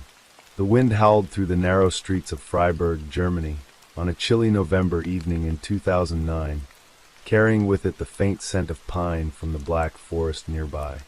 The city, nestled at the foot of the Schlossberg Hill, was a picturesque blend of medieval charm and modern vitality, its cobblestone alleys lined with half-timbered houses and bustling student cafes. In the quiet suburb of Haslock, where tidy gardens and modest homes spoke of a peaceful life, a tragedy was unfolding, one that would shatter the illusion of safety and plunge a community into a maelstrom of grief and suspicion. At the heart of this storm was Stefan Meyer, a 42-year-old software engineer whose ordinary life concealed a darkness that would unravel in a single, horrifying act. This is the story of the Stefan Meyer case, a tale of betrayal, desperation, and a crime that left Freiburg grappling with the fragility of trust and the devastating cost of hidden pain. Stefan Meyer was a man who seemed to embody the quiet dependability of Freiburg's middle class. With his wire-rimmed glasses and unassuming demeanor, he blended seamlessly into the city's rhythm, a familiar face at the local bakery or the weekly farmers' market in Münsterplatz. Born in a small village in Baden-Württemberg, Stefan had moved to Freiburg in his 20s to study computer science at the prestigious Albert Ludwigs Universität. He was brilliant, his professors said, with a mind that could unravel complex code as easily as others tied their shoes. After graduating, he landed a job at a local tech firm, developing software for medical equipment, a role that suited his meticulous nature and quiet ambition. By 2009, Stefan's life appeared stable, if unremarkable. He lived in a modest two-story house on Haslacher Strasse with his wife, Anna, and their two children, 10-year-old Lucas and 7-year-old Sophie. Anna, 39, was a kindergarten teacher, her warm smile and gentle patience a perfect complement to Stefan's reserved nature. To neighbors, the Meyers were the picture of suburban contentment, Anna tending her rose garden, Stefan coaching Lucas's soccer team, the children's laughter echoing through the backyard. But beneath this facade, cracks were forming, invisible to those who saw only the surface. Anna was the heart of the family, her energy binding them together. She was a woman of quiet strength, her dark hair often pulled back in a loose bun, her eyes crinkling with warmth when she laughed. She loved her job, finding joy in the chaos of a classroom filled with 5-year-olds, and she doted on Lucas and Sophie, reading them bedtime stories and planning weekend hikes in the Black Forest. But friends noticed a change in Anna in the months leading up to November 2009. She seemed tired, her usual spark dimmed by a weight she wouldn't name. "It's just work," she'd say with a forced smile when pressed, but her best friend, Katrin, sensed something deeper, a shadow that lingered in Anna's eyes. Stefan, too, was under strain, though he hid it well. His colleagues at the tech firm noticed he'd become more withdrawn, his focus slipping during meetings. He spoke less of his family, a departure from his usual stories about Lucas's soccer games or Sophie's latest art project. Financial records later revealed the source of his stress: mounting debts from a failed investment in a tech startup, coupled with a mortgage that stretched their budget thin. Stefan had always prided himself on providing for his family, but the pressure was mounting, and Anna's suggestion that they downsize their home had sparked heated arguments, their voices carrying through the walls late at night. On November 3, 2009, the fragile balance of the Meyer household shattered. It was a Tuesday, the sky heavy with gray clouds that promised rain. Anna had spent the morning at the kindergarten, her laughter mingling with the children's as they painted autumn leaves. She returned home around noon to prepare lunch, expecting Stefan to join her after a morning at the office. The children were at school, their backpacks slung over chairs in the kitchen, a quiet reminder of the life they shared. But when Anna's sister, Lena, called the house that afternoon to confirm plans for a weekend visit, there was no answer. Lena, a nurse living in Munich, thought little of it at first. Anna was often busy with errands or grading papers. But when calls went unanswered into the evening, Lena's unease grew. By 8 p.m., Lena contacted the Freiburg police, her voice tight with worry. "Anna always picks up," she told the dispatcher. "Something's not right." Officer Marcus Weber, a young but diligent policeman, was dispatched to the Haslacher Strasse house. The street was quiet, the only sound the rustle of leaves skittering across the pavement. Weber knocked on the door, its green paint gleaming under the porch light, but there was no response.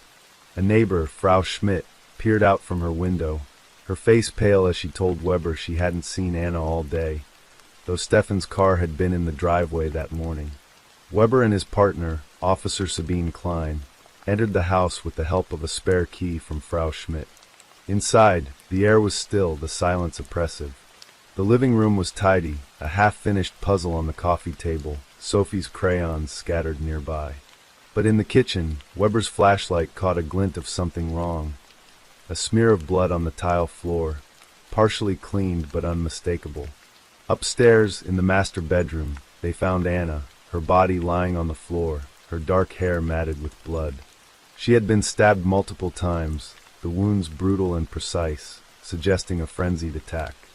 The room was otherwise undisturbed, the bed neatly made, Stefan's laptop open on the desk. The discovery sent shockwaves through Freiburg. The police sealed off the house, its windows glowing with the eerie blue of police lights as neighbors gathered, whispering in disbelief. Anna Meyer, the beloved teacher, the devoted mother, was gone. The Freiburg Police Department, led by Chief Inspector Hans Keller, a grizzled investigator with a reputation for thoroughness, launched a homicide investigation. Keller was a man of few words, his weathered face a map of the cases he'd solved, and those he hadn't.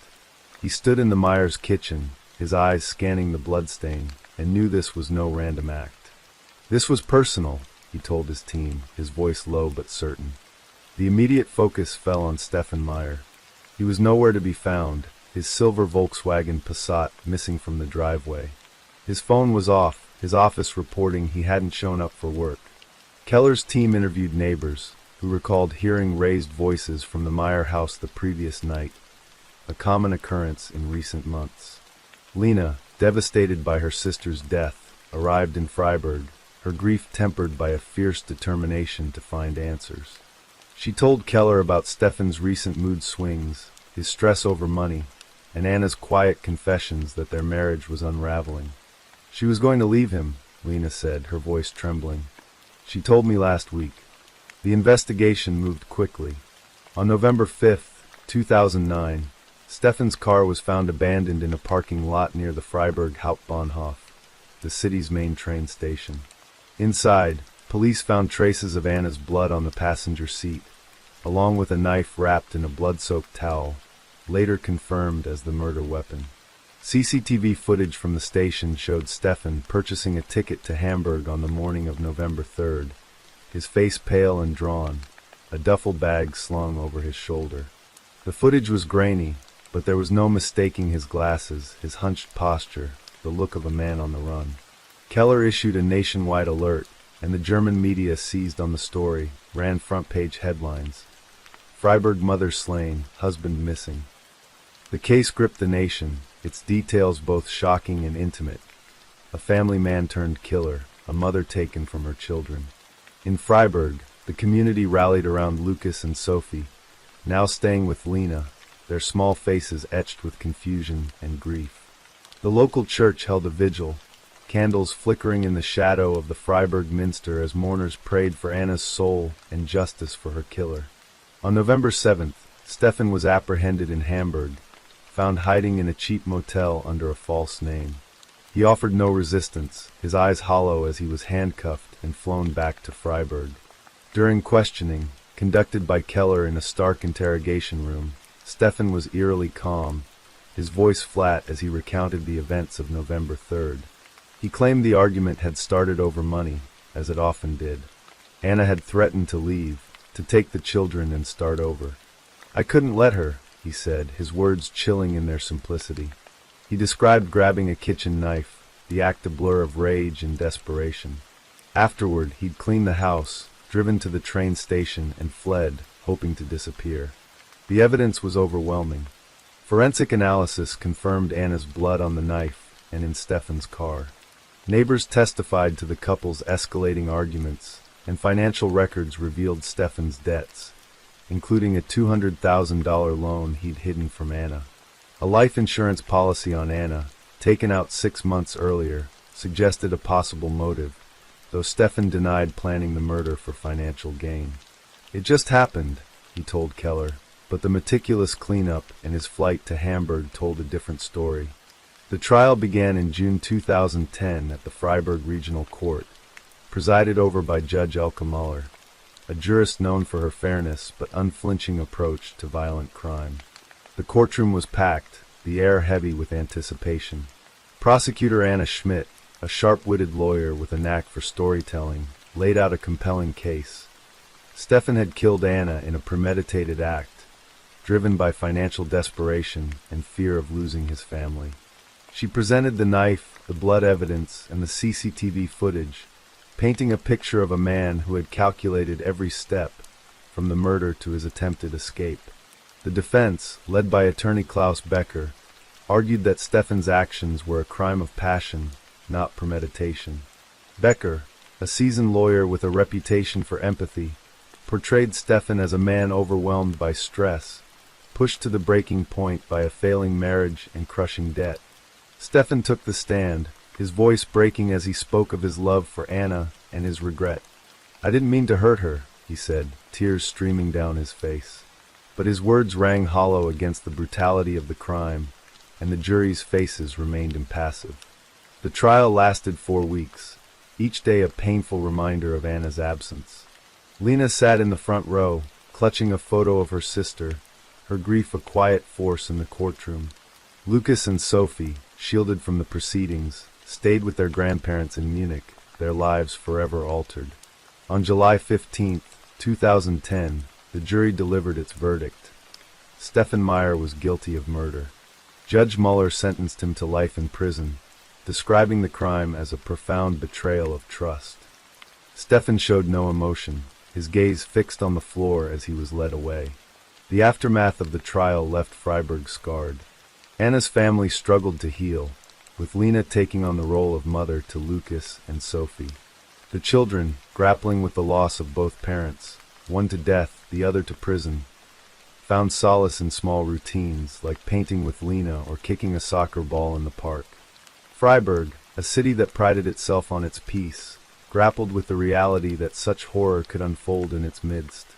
Stefan, incarcerated at Mannheim prison, faded from public view, his name a footnote in a tragedy that defined a community. The Stefan Meyer case is a haunting reminder of the fragility of the human spirit, the weight of unspoken burdens, and the devastating consequences of a moment's rage.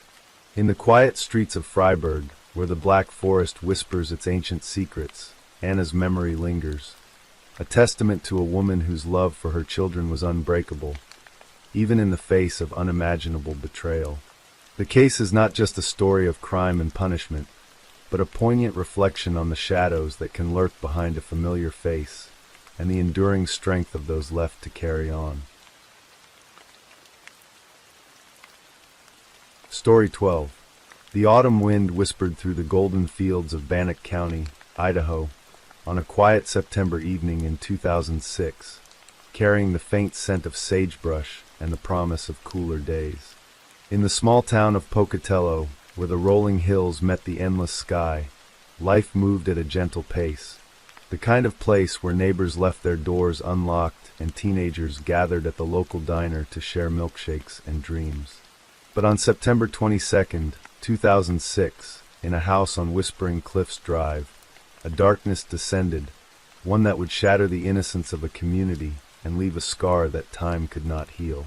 At the center of this tragedy was Cassie Jo Stoddart, a 16-year-old girl whose bright spirit and quiet strength made her a beloved daughter, friend, and sister. This is the story of the Cassie Jo Stoddart case, a chilling tale of friendship betrayed, youth corrupted, and a crime that exposed the fragility of trust in a small town. Cassie Jo Stoddart was the kind of girl who left an impression, not through loud gestures but through the warmth of her presence. With her chestnut hair and wide, expressive eyes, she had a smile that could light up a room, a quiet confidence that drew people to her. A junior at Pocatello High School, Cassie was a straight-A student, her notebooks filled with neat handwriting and doodles of stars. She loved art, often sketching landscapes of the Idaho hills, and dreamed of becoming a veterinarian, her gentle nature perfectly suited to caring for animals. To her family, her parents, Brent and Allison, and her younger brother, Andrew, Cassie was the glue that held them together, her laughter a constant in their modest home on the edge of town. Pocatello was a place where everyone knew everyone, its 50,000 residents bound by a shared sense of community. Cassie's life revolved around school, her part-time job at a local pet store, and her close-knit group of friends. Among them were Matt Beckham, her 16-year-old boyfriend, and 2 classmates, Tori Adamczyk and Brian Draper, both 16. Matt was a lanky boy with a shy smile, his devotion to Cassie evident in the way he carried her books or waited for her after class.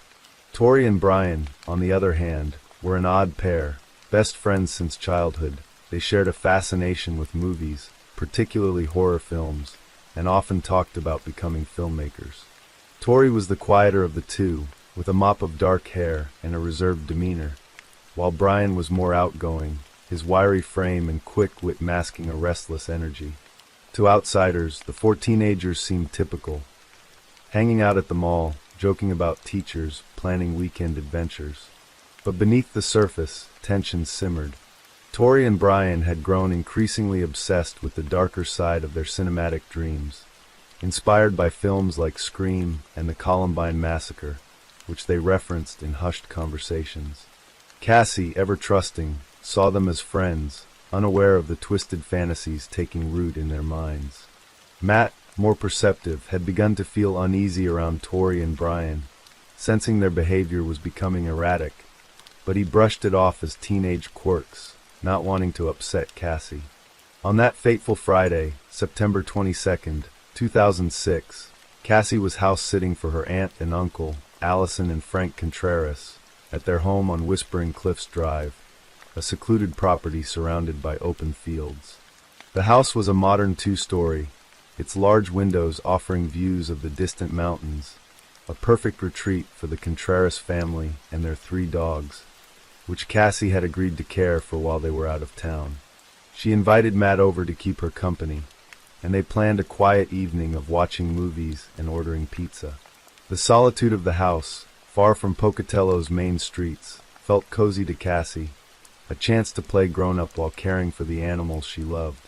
Around 6 p.m., Tori and Brian showed up unexpectedly, their arrival unannounced but not unwelcome. Cassie, always hospitable, invited them in, and the 4 settled in the living room, the glow of the TV casting flickering shadows across the walls. They watched a horror movie, laughing and joking, though Matt later recalled an odd tension in the air, Brian's nervous energy, Tori's unusual silence. After about an hour, Tori and Brian announced they were leaving to catch a late showing at the local theater. They hugged Cassie goodbye, their footsteps echoing on the gravel driveway as they left. Matt stayed a bit longer, reluctant to leave Cassie alone, but around 10 p.m., he too headed home, promising to call her later. He kissed her goodnight, unaware it would be the last time he saw her alive. The next morning, September 23rd, Allison Contreras returned home and found the house eerily quiet. The dogs were restless, pacing near the basement door, and the air felt heavy, as if the house itself held its breath. Allison called out for Cassie, her voice echoing unanswered.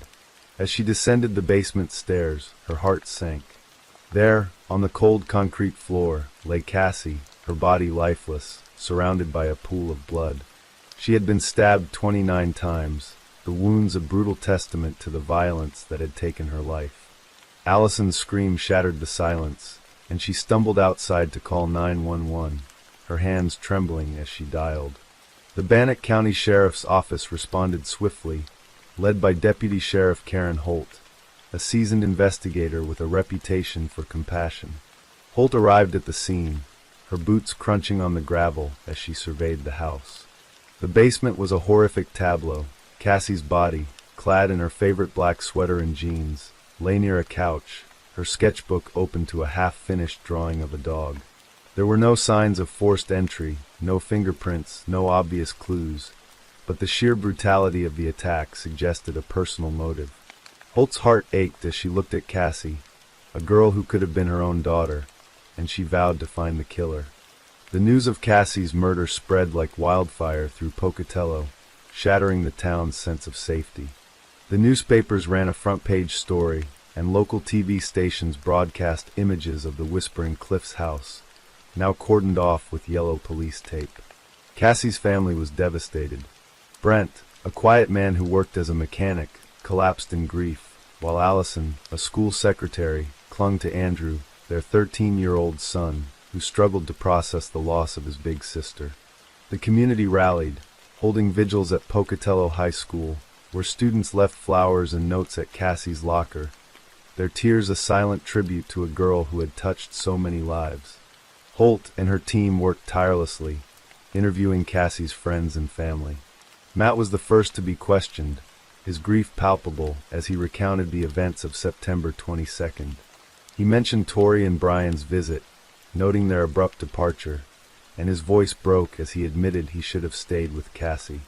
Holt's instincts sharpened when she spoke to Tori and Brian, who were brought in separately on September 24th. Both boys seemed nervous, their stories rehearsed.